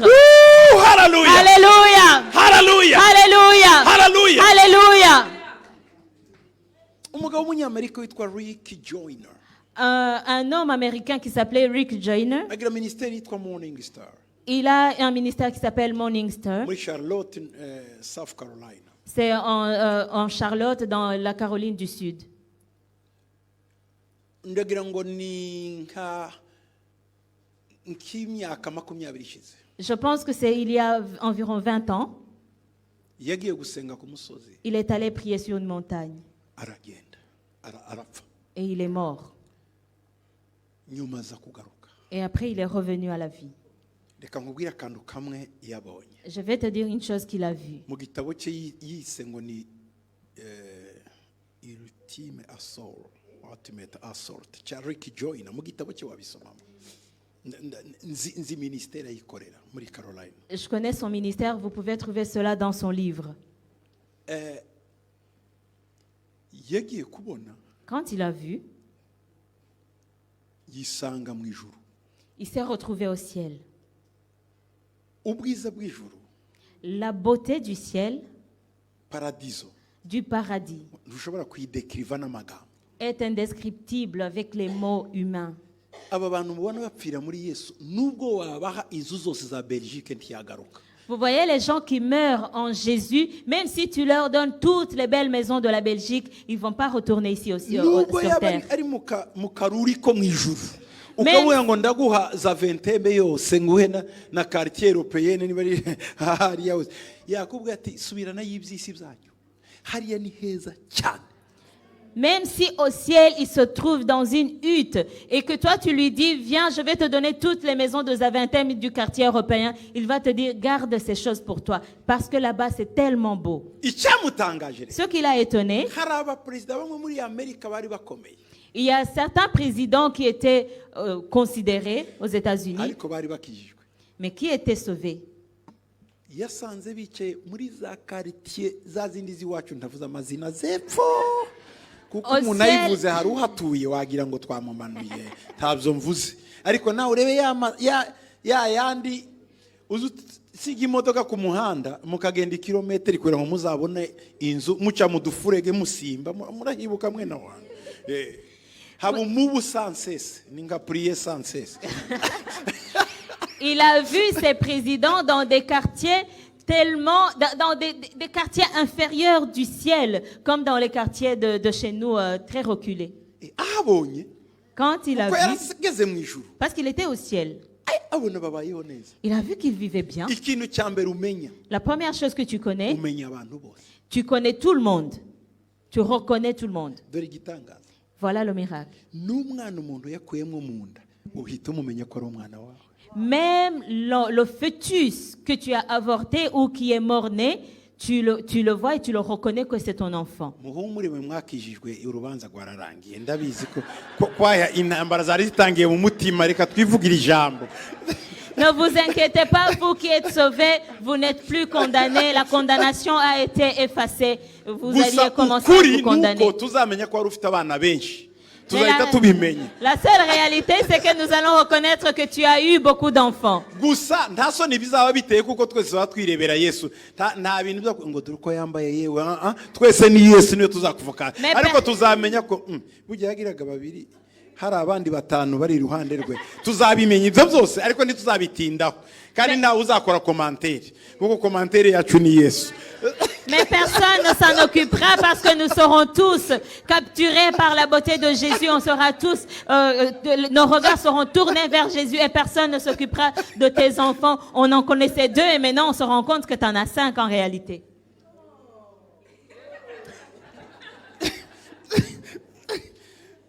ijuru ribitse byinshi rirakaba ijuru. Le ciel, laissez le ciel être le ciel. Il renferme beaucoup donc de choses. yahise amenya abana babo bavuyemo kera cyangwa bapfuye wataravuka donc muhita mumenyana. Donc, il a reconnu les enfants de ses parents qui étaient morts-nés ou des fœtus qui n'avaient pas eu la chance d'arriver à terme. iyo nawe uraha Et il a vu, c'était ses frères et sœurs. ahita amenya n'izina rye kandi batarari mwise yaravuyemo ari urusoro. Et il a même reconnu le nom de ses enfants alors que ses enfants n'avaient jamais vu le jour et on lui a jamais communiqué le nom de cet enfant. dore icyatangaje rero Voilà ce qui l'a étonné. agiye kubona Quand il a vu, agera mu makartier ba Paul babamo. il est arrivé dans des quartiers occupés par les apôtres Paul. reba bya hahandi wanyu hakera mu bipangu. Regarde bien les beaux quartiers, les chics quartiers de chez toi. ariko yaraciye nyine mu dukartier twinshi Mais- tupfa kugera hari utaraciye mu Mais dukartier il avait traversé beaucoup d'autres quartiers. Tu peux pas arriver là-bas sans avoir traversé d'autres. bamenyana na Paul Ils se sont, uhita ubamenya. il a reconnu Paul. ikintu gusa gitangaje Ce qui est étonnant, ntibagira notion du temps ntibazi igihe c'est que ces gens n'ont pas de notion du temps. nka ba Aburahamu. Les gens comme Abraham Abura ni wowe disent, ah, Abraham, c'est toi. aravuga ngo reka ngo naje ejo. Il dit, bah, je Donc, suis azi arrivé ko yaje hier. ejo nawe yahageze ejo. Il pense que lui aussi, il est arrivé hier. kuko ntibagira notion du temps Parce qu'ils n'ont pas de notion du temps. abazi ko yarayavuye ku isi nawe yahageze. Ils pensent qu'il est venu hier, qu'il a quitté la terre hier.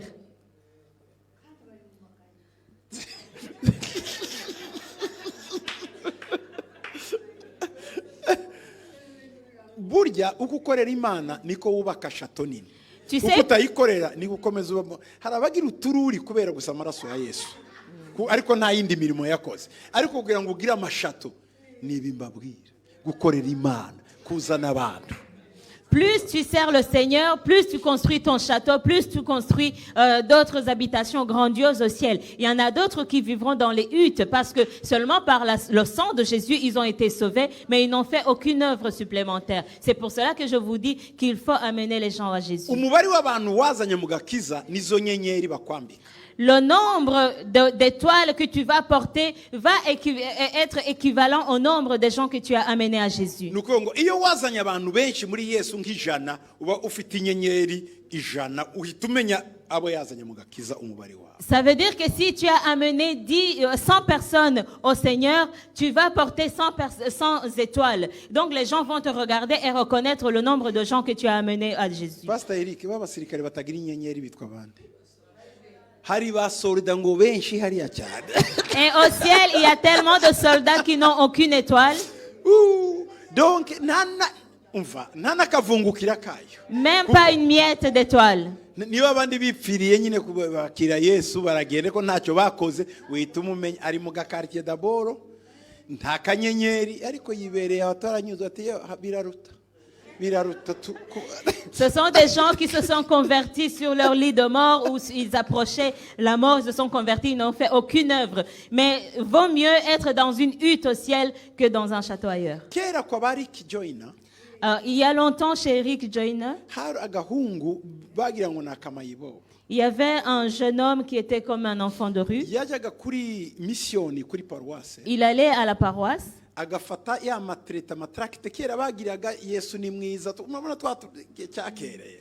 Il prenait des tracts qu'on distribuait Akagenda azenguruka aha abantu ku isoko twa dutrakite. et il donnait aux gens au marché les tracts. Mwijoro Et la nuit, yararaga munsi y'ikiraro cyari gituye aho nta muntu n'umwe umwumva.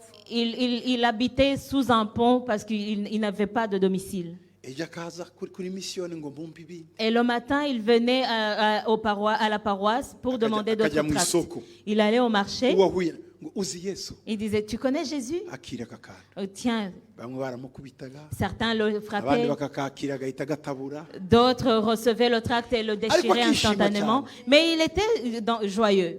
Bukeye Un jour, kuko abantu bari bamuzi bose parce que tout le monde le connaissait, basanga yapfuye n'imbeho. un jour, il est mort de froid. Donc barafu yabaye nyinshi C'était pendant l'hiver, le temps était gelant. yapfiriye munsi y'ikiraro na kabibiri yakakiseguye.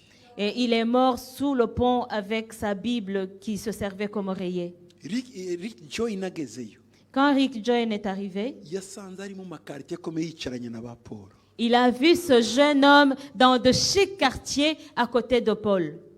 Icyamutangaje Ce qui l'a étonné, hari abandi bakozi b'Imana yarazi il y a d'autres serviteurs de Dieu qu'il bo ku connaissait, mateleviziyo qu'il connaissait à la télé. bajya umuntu wese yifuza ngo icyama nga buriya mukozi w'Imana. Tous les gens qu'on envie. Bari mu makarite yandi yepfo. Eux, ils étaient tout en bas, dans les quartiers, dans des petits quartiers. Abaza uwamutembezaga Et il a mu guide. demandé à son guide, Reka tuvuge nk'urugero exemple. ati na Yohana Même Jean, twari tuzi ko ari hatari on pensait qu'il était terrible. ngo aramubwira Il lui a dit, ngo nta mutwaro w'ivugabutumwa yakiraga. il n'avait aucun fardeau pour l'évangile. Yashaka kugaragara gusa ngo abantu bamubone. Il voulait juste être vu et remarqué. Yego yari yarakiriye Yesu C'est vrai, il avait reçu Jésus, ariko nta kindi kintu bijya byose ko ari kwimpressiona abantu. mais il n'avait aucun fardeau, c'était juste pour Ngo impressionner ariko les gens. dore Mais regarde, abantu les gens, bazana wa musore wawe. ils Ujya ont gusura amené ngo, le jeune homme. Joyina nawe waje Et le jeune homme a barahoberana. dit, Joyna, tu es venu. Wapfuye ute? Comment est-ce que tu es mort? Ngo no. Il a dit non. Ngo imbeho yabaye nyinshi. Il y a eu beaucoup de froid. Ngo marayika araza ntwara mu gituza cya Abraham. Et l'ange Kuko nari est nagize venu imbeho nyinshi. m'amener dans la poitrine d'Abraham parce que j'avais très froid. bati ngiye kwisanga nsanga mu kizuzaga bati nsanga ndi kumwe na Paul Petero araha ndavuga tsa ni hehe barambwira ngo aha niho wakoreye ya mirimo yose twa dutracte watangaga ni warimo wubaka aha. Hallelujah. L'ange m'a amené, je me suis retrouvée dans un château, je me suis retrouvée avec Pierre, avec Paul, et j'ai demandé où est-ce que je suis. Et on m'a dit, c'est pour cela que tu as travaillé. Tous les tracts que tu distribuais pour amener les gens à Christ, c'est pour cela que tu es ici. Witeguye gukorera Yesu? Est-ce que tu es prêt à servir Jésus? Witeguye kongera kugira wa muriro? Est-ce que tu es prêt à ranimer le feu? Kugarukira Yesu? De revenir vers Jésus? Muhaguruke mbasenge. Lèvez-vous, je vais prier pour vous. Ndabasengera uyu mugoroba. Je vais prier pour vous ce soir. Niba navuga ngo wongere ugire Yesu. Je ne sais pas si je vais te demander de recevoir Jésus encore. Ngo mwongere mu mutwite kandi mu mabyare. Comme Paul disait, est-ce que vous allez encore reformer le salut en vous? Vous allez reformer Christ en vous.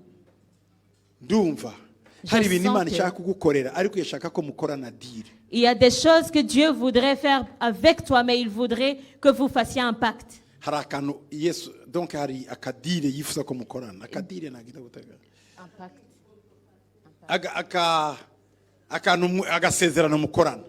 Dieu voudrait que vous fassiez un pacte.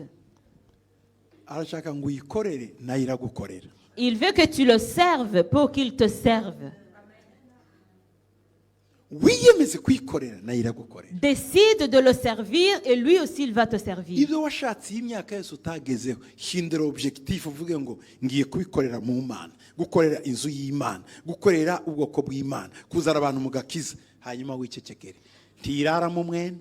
nicyo nyikundira. Ce que tu as cherché, ce que tu as poursuivi pendant toutes ces années que tu n'as pas pu atteindre, décide aujourd'hui de dire, je vais le faire en Jésus, je vais le faire en Dieu, je vais apporter les gens au salut. Et tu verras, Dieu ne peut pas retenir.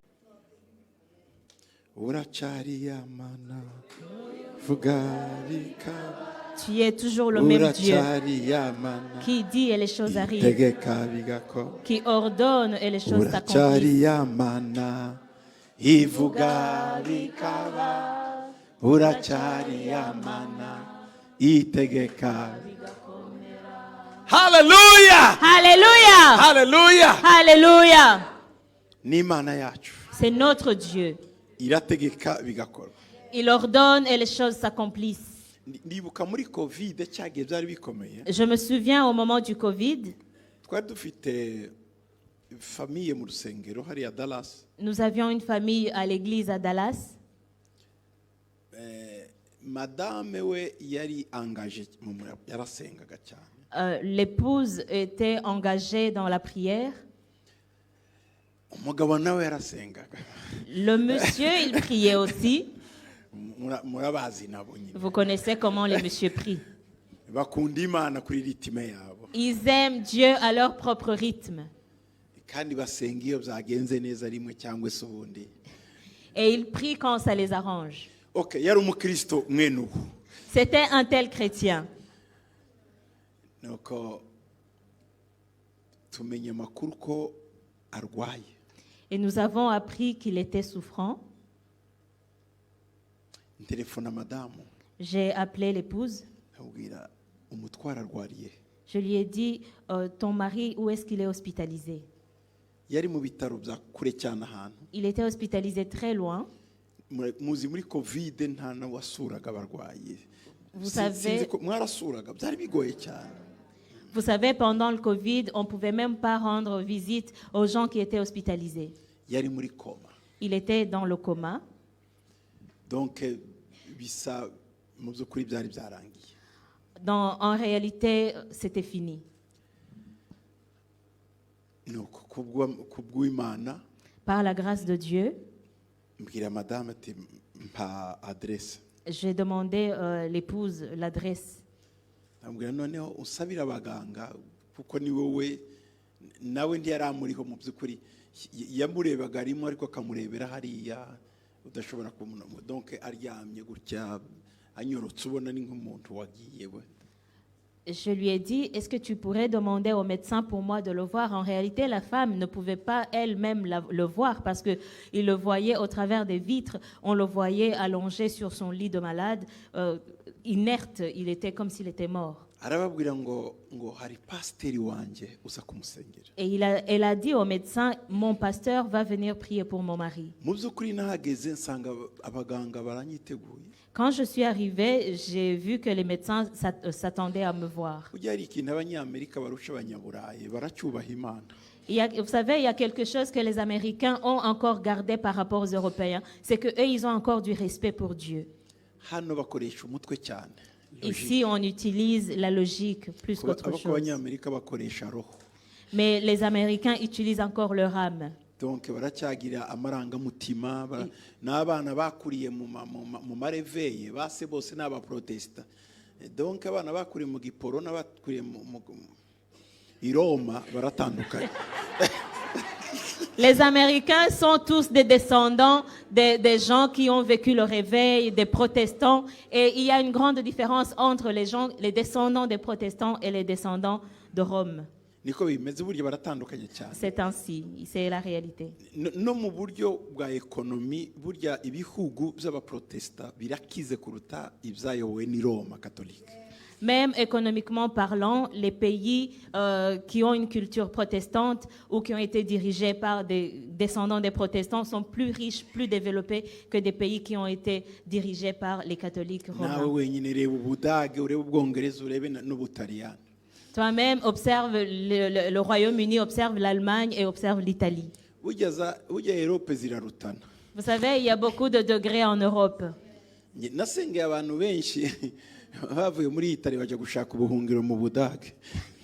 J'ai prié pour beaucoup de gens qui ont quitté l'Italie pour aller demander l'asile en Allemagne. Vous comprenez? Okay. Ububirigi namwe muri abakatolike cyane burya kuruta ko muri abaprotesta. Niyo mpamvu namwe babagiriye neza babaha communauté européenne hano kugira ngo mubashe kugira umuhanda mwiza. Ariko ubundi ntibyari byoroshe. En fait ni ukubakura mu kuko barahekana bazi principe yo guhekana abantu. Baheka mwene wabo ufite intege nke kugira ngo mutamucisha mu ijisho. Vous savez, Ariko twebwe iyo duhekanye turamanurana. Vous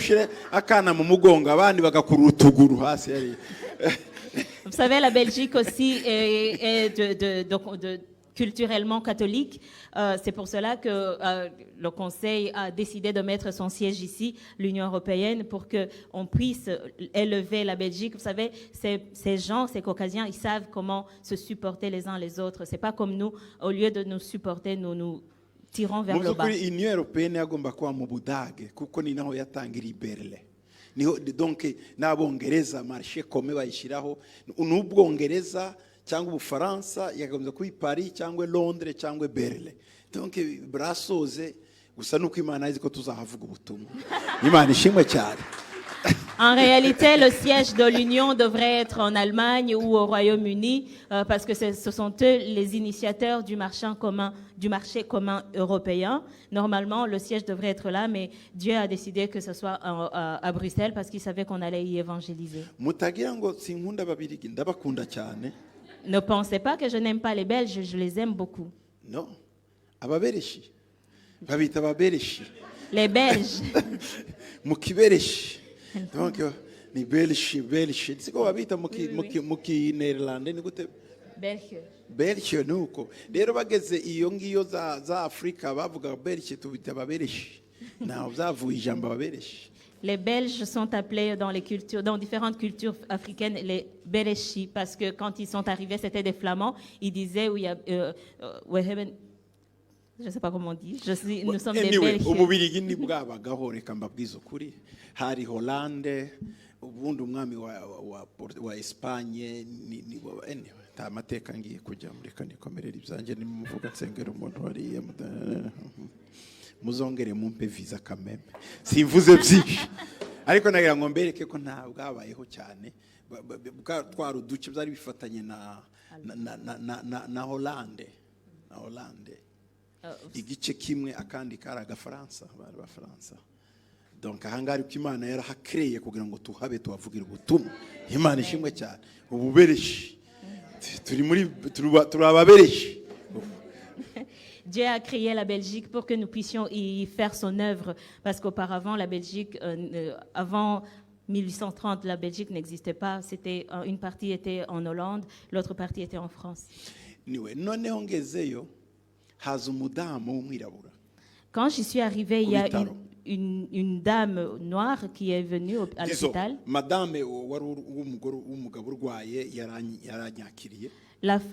L'épouse du malade m'a accueilli. Mais on ne pouvait pas entrer à deux.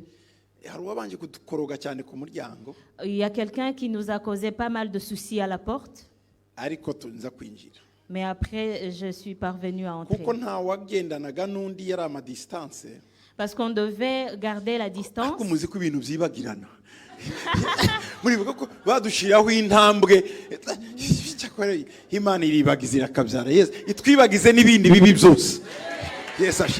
yatwibagije covid n'ama distance n'ama centimètres nitwibagize n'imiro twahuye nayo. Dieu est tellement bon, il nous a fait oublier la distanciation sociale comme on l'appelait, qu'il nous fasse oublier aussi tous nos malheurs du passé. Il y a un article que j'ai écrit à ce moment-là. Quand ils ont commencé à nous demander de garder la distanciation sociale. Vous pouvez le consulter dans la 4e newsletter.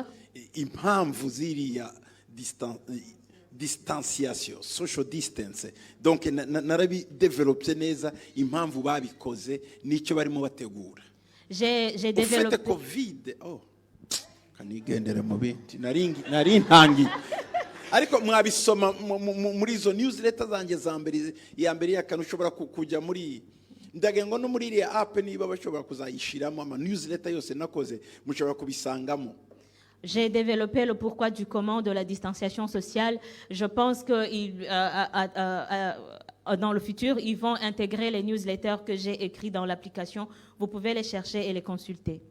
byabafasha cyane kumenya ibintu turimo ducamo muri ibi bihe. Ça va vous aider à comprendre les choses par lesquelles nous passons actuellement. None ngeze ahantu bari bakomeje bandangira baca muri ya sanseri urabona ukuntu bimeze donc nkurikira iyo mape bampaye ngerayo. J'ai suivi les indications qu'on m'avait données jusqu'au malade. Umudamu w'umwiraburakazi arambwira ati ni wewe pasteur. Une femme noire s'est approchée et m'a dit, c'est vous le pasteur? Mais elle parlait à une distanciation sociale. J'ai dit, c'est moi. Je leur ai donné ma carte d'identité. À ce moment-là, personne ne touchait rien. Tu mettais dans un petit panier et la personne a tiré le petit panier pour consulter.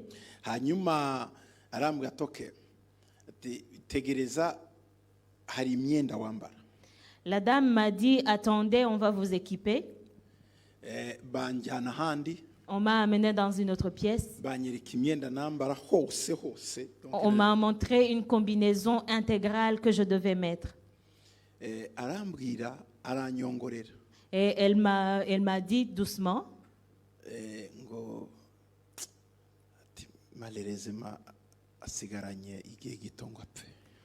la dame m'a dit malheureusement il lui reste très peu de temps pour mourir.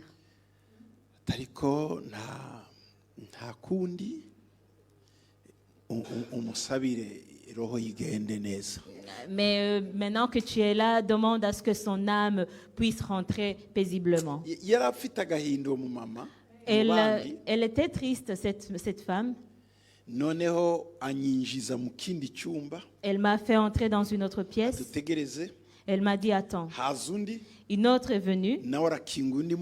Et elle a ouvert une autre porte. Elle m'a dit, tiens-toi ici. Ça, c'est la porte. Et la chambre que le malade occupait était devant moi. La dame est venue en courant. Et elle a dit, elle aussi elle était noire, et l'autre, la première qui m'a parlé, est venue dire à sa collègue, laisse-le s'approcher. Je me suis approchée à la porte.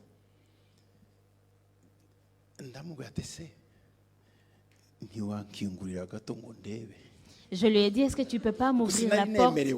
Tu ne peux pas entrouvrir la porte pour que je puisse le regarder, parce que je ne pouvais pas entrer. Il a dit, oui, mais fais vite. Il a ouvert. Et je suis entrée. Mais je ne pouvais pas m'approcher beaucoup au malade. Elle m'a donné très peu de minutes. Et j'ai vu notre frère allongé. Je l'ai appelé. Il ne m'a pas reconnu. La première chose que j'ai vue, je ne l'ai pas vu lui. Je l'ai vu dans un cercueil. Mais les gens étaient en train de le faire descendre dans son tombeau. Je l'ai vu. Comme je me tenais, j'ai vu un cercueil, mais qui n'était pas complètement fermé. Et j'ai vu des gens qui étaient sur le point de le faire descendre.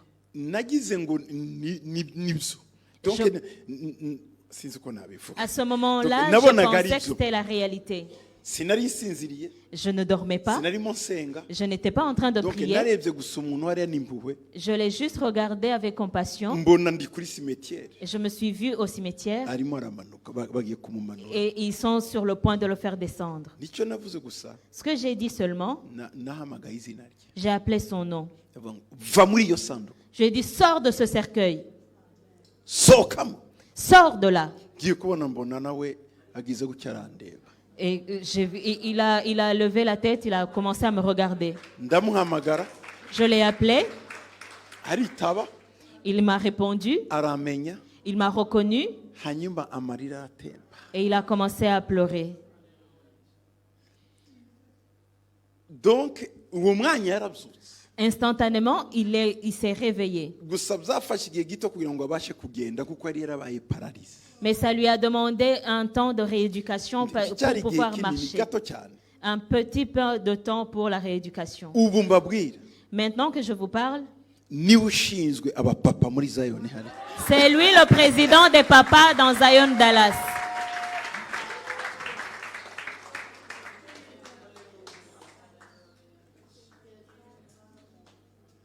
Nubona wa mupapa wakunaniye. Si tu vois ce papa-là qui est impossible à convaincre, Humura hari inzira Imana igira inzira ibihumbi. ne t'inquiète pas, Dieu a mis un chemin. Amaherezo Fin de fin, tazongera kuguherekeza ngo ahere hanze nawe azinjira. il ne va plus t'accompagner et rester à l'extérieur, il va entrer. Tumupepe Bwana. La Hallelujah. gloire à Dieu. Alléluia. Alléluia. Alléluia. En fait, izo nizo mbabazi z'Imana. C'est ça la compassion de Dieu. Uko niko Imana ikorera abantu. C'est ça, c'est ce que Dieu fait pour les gens. Uko niko Imana ikunda abantu. C'est de cette façon que Dieu aime les gens. Niki Imana yitura twebwe dusenga. C'est ce que Dieu donne en récompense de gens qui prient. Hejuru y'ibitutsi dutukwa idakoze ibyo natwe ntitwaruhuka. Au-dessus- Ifo kwikora ako kantu tuvuga ati nibatuke. Mfite umugabo. Siko bigenda. Au-dessus de toutes les insultes que nous subissons, si Dieu ne fait pas un signe, nous aussi nous allons nous décourager. Mais quand il le fait, après on regarde les insultes, ça nous passe par-dessus la Iyo tête. Imana ikugiriye neza wumva ubaye soulaje. Quand Dieu te fait du bien, tu te sens soulagé. Imiruho wiriwemo yose irayoyoka. Les peines que tu as vécues toute la journée s'évanouissent. Mana umfashe uyu mugoroba mwene data tahe yaruhutse. Seigneur, aide-moi pour que mon bien-aimé ici aujourd'hui rentre apaisé. Iri joro Ce soir, uhure n'Imana. que tu rencontres Dieu. Iri joro Ce soir, uhure n'ukuboko kw'Imana. que tu rencontres la main de Dieu. Nawe urimo nkurikira kuri Toi televiziyo aussi qui nous suis à la télé no kuri radio et à la radio, n'abari muri iyi sale même ceux qui sont ici présents, n'abankurikira ku mbuga zitandukanye même ceux qui me suivent sur différents uhure réseaux, n'imbaraga que z'Imana. tu rencontres la puissance de Dieu, Uhure n'ukuboko que tu kw'Imana. rencontres la main de Dieu, Imbaraga zikiza, la puissance guérissante, imbaraga zibohora. la puissance qui délivre. Ejo tuni dusenga umugoroba Hier, quand on priait dans la soirée, nabonye ukuboko kw'Imana. j'ai vu la main de Dieu. Icyantangaje Ce qui m'a étonné, twaragiye gufata mama Emily. c'est que cette main s'est posée sur maman Émilie. Ngiye kubona Et quand j'ai vu, mbona arahagurutse atangiye kubyina. je l'ai vu se lever, commencer à danser ici. Ibi bintu Ces choses-là, abiheru aya maguru yari yarapfuye. vous savez, ses jambes étaient complètement paralysées. Ejo yarasimbye nabonye ukuboko kugenda kumugezeho. J'ai vu la main qui s'est posée sur elle, elle a commencé à danser hier. Mama amaguru yawe ndi yari yarapfuye. Est-ce que tes jambes n'étaient pas Eh? condamnées à l'amputation? Ejo wasimbukaga kubera iki? Hier, pourquoi tu as Muhe commencé mikoro à ambwira impamvu sautiller? yasimbutse ejo. Byagenze gute ejo ngo usimbuke ngawe vuga mama. wari ko wigisha uri uravuga ngiye kumva urumva numva ni nk'ibintu binyuze mu maguru Yego. noneho numva ngo ni insirikire kuko biriya ukuntu nasirikiraga niko kera nabyinaga Yego ndabizi. Yego. niko kera nabyinaga aho ubundi natambukaga gutya haje gutambuka byarangoye ariko nagiye kumva numva ibintu ntangira rero Amen. Hallelujah. Alléluia. Nabonye ukuboko kw'Imana J'ai vu la main de Dieu guca mu bantu. qui passait par les gens. Nawe kumukozeho. Et quand ça l'a touché, Sinabyitaho kuko nari mu nsenga. j'ai pas prêté attention parce que Mbona j'étais en train arimo de arabyina prier, ahantu, mais je l'ai ndatanga. vu en train de tourner ici. Ndagira ngo nawe uyu mugoroba Je voudrais que toi aussi kwa ce kuboko soir, ndi kwaheze cette main n'est pas terminée. kuracyakora Elle agit encore. Kurahari. Elle est là Kuri encore. hano. Elle est présente. Kurahindura. Elle change. kurabohora. Elle délivre. Hallelujah. Alléluia. Hallelujah. Alléluia. Hey. Hey!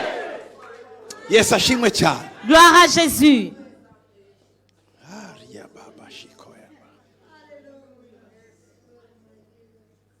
amen Alléluia. amen. Amen.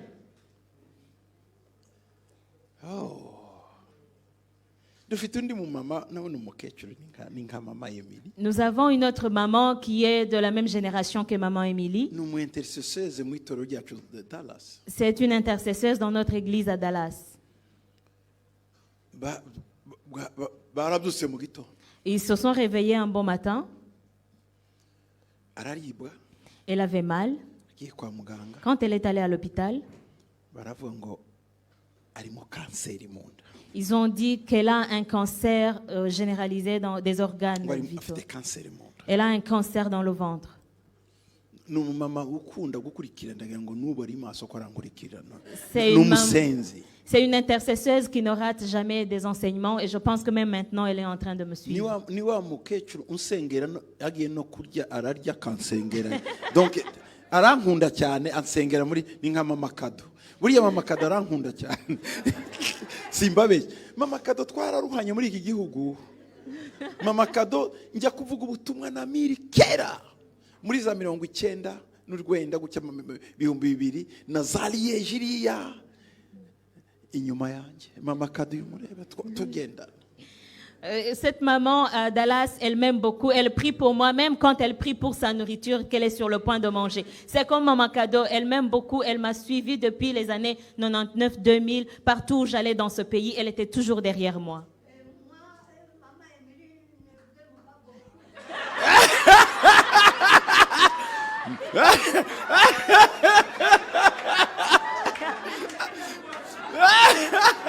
Maman Emily m'aime beaucoup, beaucoup, beaucoup. Beaucoup.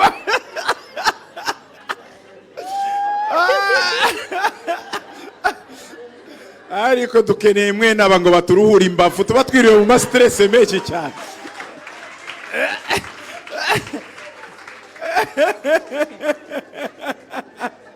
Umva Yesu natagukoraho aba bakecuru bagukoreho nabo. Si Jésus ne te touche pas, laisse que nos mamans ici te touchent. Ababyeyi bacu nabo bagukore. Que nos mamans te touchent. Maman Emily, Maman. je t'aime beaucoup. Maman Emily, ndagukunda cyane. Toi aussi? Tu m'aimes beaucoup. Amen. Merci maman, merci. Ndabizi. Imana yaguko yandu akomeye. En fait, maman Emily, burya maman Emily yabaye ordonnée. Donc nous yabaye ordonnée afite titre de prophète. Vous savez, maman Émilie a été ordonnée, c'est une prophétesse. Nous prophète. C'est une prophétesse. Twamuhaye certificat ko yayihawe kandi ya kabiri nuwitwa yagendanaga na muri Seruro. C'était une disciple de Maurice Rouleau.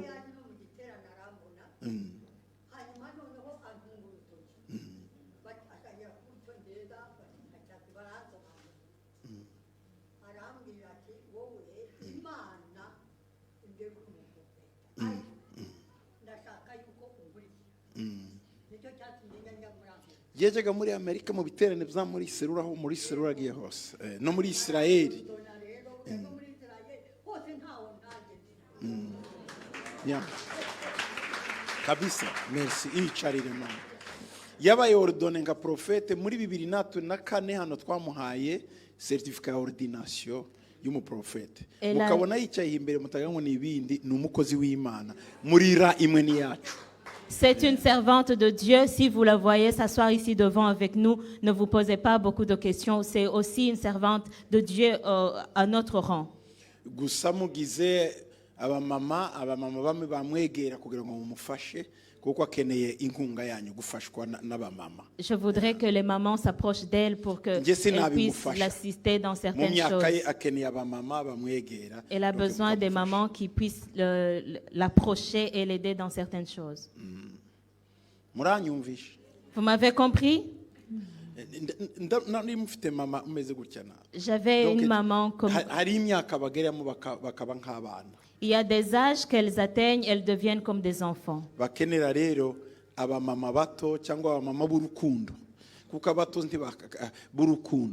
Et elles ont besoin des mamans remplies d'amour et de compassion. Amen. Amen. ya mana iracyakora rero. Notre Dieu est toujours à Uwo l'œuvre. mumama wacu nawe wo hariya Et donc notre maman de Dallas, baramubwira ngo agomba kubagwa, on lui a dit qu'elle devait être opérée. ariko babanje kumukorera biopsi, Mais- bamukorera biopsi nta kinya, baramubabaza cyane. Mais on lui a d'abord fait une biopsie sans anesthésie et elle a eu très mal. Elle a eu très très mal. Uko ababara agahamagara Imana nanjye akampamagara, Et comme elle souffrait, elle appelait Dieu et elle appelait l'apôtre aussi. ariko abwira abana, babwira n'abandi na dogiteri bati njyewe mbere ko munkora ibintu byose nkeneye umushumba wanjye. Mais elle a dit à ses enfants et à ses médecins, avant que vous ne fassiez quoi que ce soit, j'ai besoin de mon pasteur. Numva aho bari bamukoreye autopsie n'ibindi byose Là où on avait fait l'autopsie, elle souffrait. yarababaye cyane. Elle souffrait beaucoup. Mbere ko bayimukorera no kuza ku rusengero byari byamunaniye, arabategeka, aravuga ati ejo sinzajya kwa muganga ntarabonana n'umwana wanjye pasiteri asengera. Et avant d'aller à l'hôpital pour qu'on pratique cette autopsie, cette biopsie, elle avait demandé à ses enfants en disant « Je refuse d'aller à l'hôpital sans passer voir à l'église mon fils pour qu'il prie pour moi. Nuko araza » Et elle est venue turaganira, et on a parlé, turasengana, on a prié ensemble. agira kwizera, Elle avait la foi. arambwira ngo Elle m'a dit ngo atura icyo watura nicyo kiba, proclame quelque chose. Ce que tu vas proclamer va s'accomplir. nta kanseri ufite. Je lui ai dit, tu n'as aucun cancer. Nawe ngo amen. Elle a dit Amen. Ngo none mwana ejo nzagende cyangwa mbireke. Elle m'a dit, mon fils, est-ce que demain je vais à l'hôpital ou je laisse? Kuko yari yakize deja. Parce qu'elle avait reçu la guérison déjà. Ati, mbwira Elle a dit, dis-moi, noneho mbivemo. je dois abandonner les histoires de l'hôpital. Nawe ngo oya Je lui ai dit non, wewe jyayo vas-y, kugira ngo tuzamenye neza pour que nous puissions savoir ko certainement Imana yacu que yakoze. notre Dieu a agi. Ngo nibyo mwana wanjye. Elle a dit, ok mon fils. Nuko yagiye, C'est comme ça qu'elle est allée. ubwo bayibonye, bari bayibonye. Ils avaient détecté le cancer. Ariko muganga baravuga ngo reka twongere dukore kandi. Mais le médecin a dit, nous allons encore faire un autre Nuko examen. bamubabaje. C'est comme ça qu'on lui a fait mal. Ariko nyine bavuga ngo kanseri ngo barabona irimo urukuntu, batangira kubona ibyo batabonaga bimwe, ngo ariko nawe tuzakubaga bitaba byo byaba byo tuzakubaga. Et après le deuxième examen, ils ont dit, nous voyons le cancer, il est comme ci, comme ça. Ils ont commencé à voir des choses qu'ils n'avaient pas vues avant. Mais ils ont dit, de toute façon, nous avons décidé de t'opérer, que tu souffres de cancer ou pas. Ndamubwira si inyama bagufashe ku mubiri. Je lui ai dit, est-ce qu'on n'a pas pris une chair de Wewe toi? igendere. Toi, vas-y. Bagomba kongera kumucishamo kandi. Ils devaient encore l'examiner. Agira abana b'abaganga nabo. Et elle a des enfants qui sont médecins. B'abaganga. None ariko kandi urumva abana b'abaganga bemera ikiganga. Et donc, les enfants médecins, ils Burya sont... abantu mwe muvura mwizera gake uretse Imana yabahaye ubuntu bwo kuyizera, ariko terima muzi amaterime menshi medicale, muzi ibirwara byinshi ni dayimoni muyigiriye indwara. Ni dayimoni igira indwara. Vous savez, les membres du corps soignant, vous êtes tellement endurcis, vous ne croyez pas beaucoup parce que vous connaissez tellement de terminologie médicaux, vous connaissez tellement de maladies, de façon que même les démons, vous les appelez des maladies. Iyo dayimoni ihamagaye umuntu, Quand le démon appelle quelqu'un umuntu agahindukira akavugana nayo, et que quelqu'un se tourne pour lui répondre, bo bayitoreye indwara. eux, ils appellent ça maladie. Schizophrenie. C'est la schizophrénie. Ngo arwaye schizophrenie. Cette personne est schizophrène. Umuntu yagira atya yakubona mu mwanya umwe undi akabona wabaye ikindi ngo ni bipolaire. Et quand une personne te voit et qu'il voit quelqu'un d'autre après qui change d'avis sur ta personne, on dit que cette personne est bipolaire. Ngo afite désordre bipolaire. Cette personne souffre de désordre bipolaire. Ni dayimoni. Ce sont des démons. Kuko iyo tuyitegetse iragenda, Parce que bipolaire ikagenda. quand on leur donne, ils partent, la bipolarité part. Mujye mwiyigirira izo ndwara kuko nizo ziduhesha ifaranga. Iyo mwazimemorije ubona akazi. Vous pouvez aller aux études, vous pouvez faire vos études pour que vous puissiez gagner de l'argent, parce que si tu maîtrises ces maladies, tu vas gagner de l'argent. Bazabahemba. Va Natwe turabimemoriza Yesu kiza nawe azaduhemba. Amen. Va mémoriser tes maladies, tu vas être bien payé. Nous aussi, nous allons mémoriser notre Jésus. Lui aussi, il va bien nous payer. bagiye kureba Quand ils ont examiné, umuganga aravuga ngo ariko ngo ninde wamukoreye ibizami. le médecin a dit qui l'a examiné préalablement. Si wewe se n'abandi N'est-ce pas toi et tes collègues? atoya Elle a dit non. uyu muntu ni muzima Mais cette personne est bien portante. ni muzima Elle est bien portante. ngo ariko Mais- ngo genda ubwire amezi atandatu uzongera ugaruke. Vas- Yararangiye umwaka urarangira ni muzima. Mais vas-y, tu reviens dans le check-up après 6 mois. 6 mois se sont écoulés, 1 an est écoulé. Elle est toujours bien portante. ndabizi bamwe muri twebwe badiagnostic izo ndwara ziribwo ziryamyemo twese batuzaniye udupima hariya badutoramo ibirwara n'uturwara n'ibindi utaruzi ariko aha hari amaraso ya Yesu aragenda aziyerimina mu izina rya Yesu. Amen. Je sais que parmi nous, il y en a qui ont été diagnostiqués, qui ont ces maladies, qui souffrent soi-disant de ces maladies. Et je dis que tout le monde ici, si on nous testait maintenant, on va nous découvrir des maladies que nous ignorions. Mais je sais qu'ici, il y a le sang de Jésus et aujourd'hui, tu vas être guéri dans le nom de Jésus. hari abatazi ko barwaye Il y en a qui ignorent qu'ils souffrent, ariko barazirwaye mais ils ont izo ces nazo Yesu maladies. arazikiza Même ces maladies-là, Jésus les guérit. nubwo utazazitangira ubuhamya ariko ijuru rizatanga ubuhamya Même si tu ne vas pas témoigner pour cela, mais le ciel, lui, témoignera. kuko Imana iragukiza ibyo utazi. Parce que Dieu va te guérir des choses que tu ignores. Iyo zaburi ivuga ngo ibitera ubwoba bya nijoro ntibizadutera ubwoba. Ibitera ubwoba bya nijoro ni iki? Ndafite ni ibintu utazi biri mu mwijima byihishe. Quand la Bible dit que la terreur nocturne ne t'atteindra jamais, quelle est la terreur nocturne? C'est des choses qui sont dans l'obscurité que tu ne connais pas. Ibyo nabyo Ça Imana aussi, yakidiringa nabyo notre ikagira. Dieu s'en occupe. Amen. Amen. Hari abandi nabo barwaye ubwoba Il y en a d'autres qui souffrent de la peur. agira gutya yireba umubiri ngo kandi aka ni agakanseri katangiye. Quand ils se regardent sur la peau, ils se disent, ah, ça c'est un cancer de la peau qui commence. Agatangira kurwara kanseri yo mu mutwe mu bitekerezo kandi ari Et ils muzima. commencent à souffrir du cancer imaginaire alors qu'ils sont bien portants.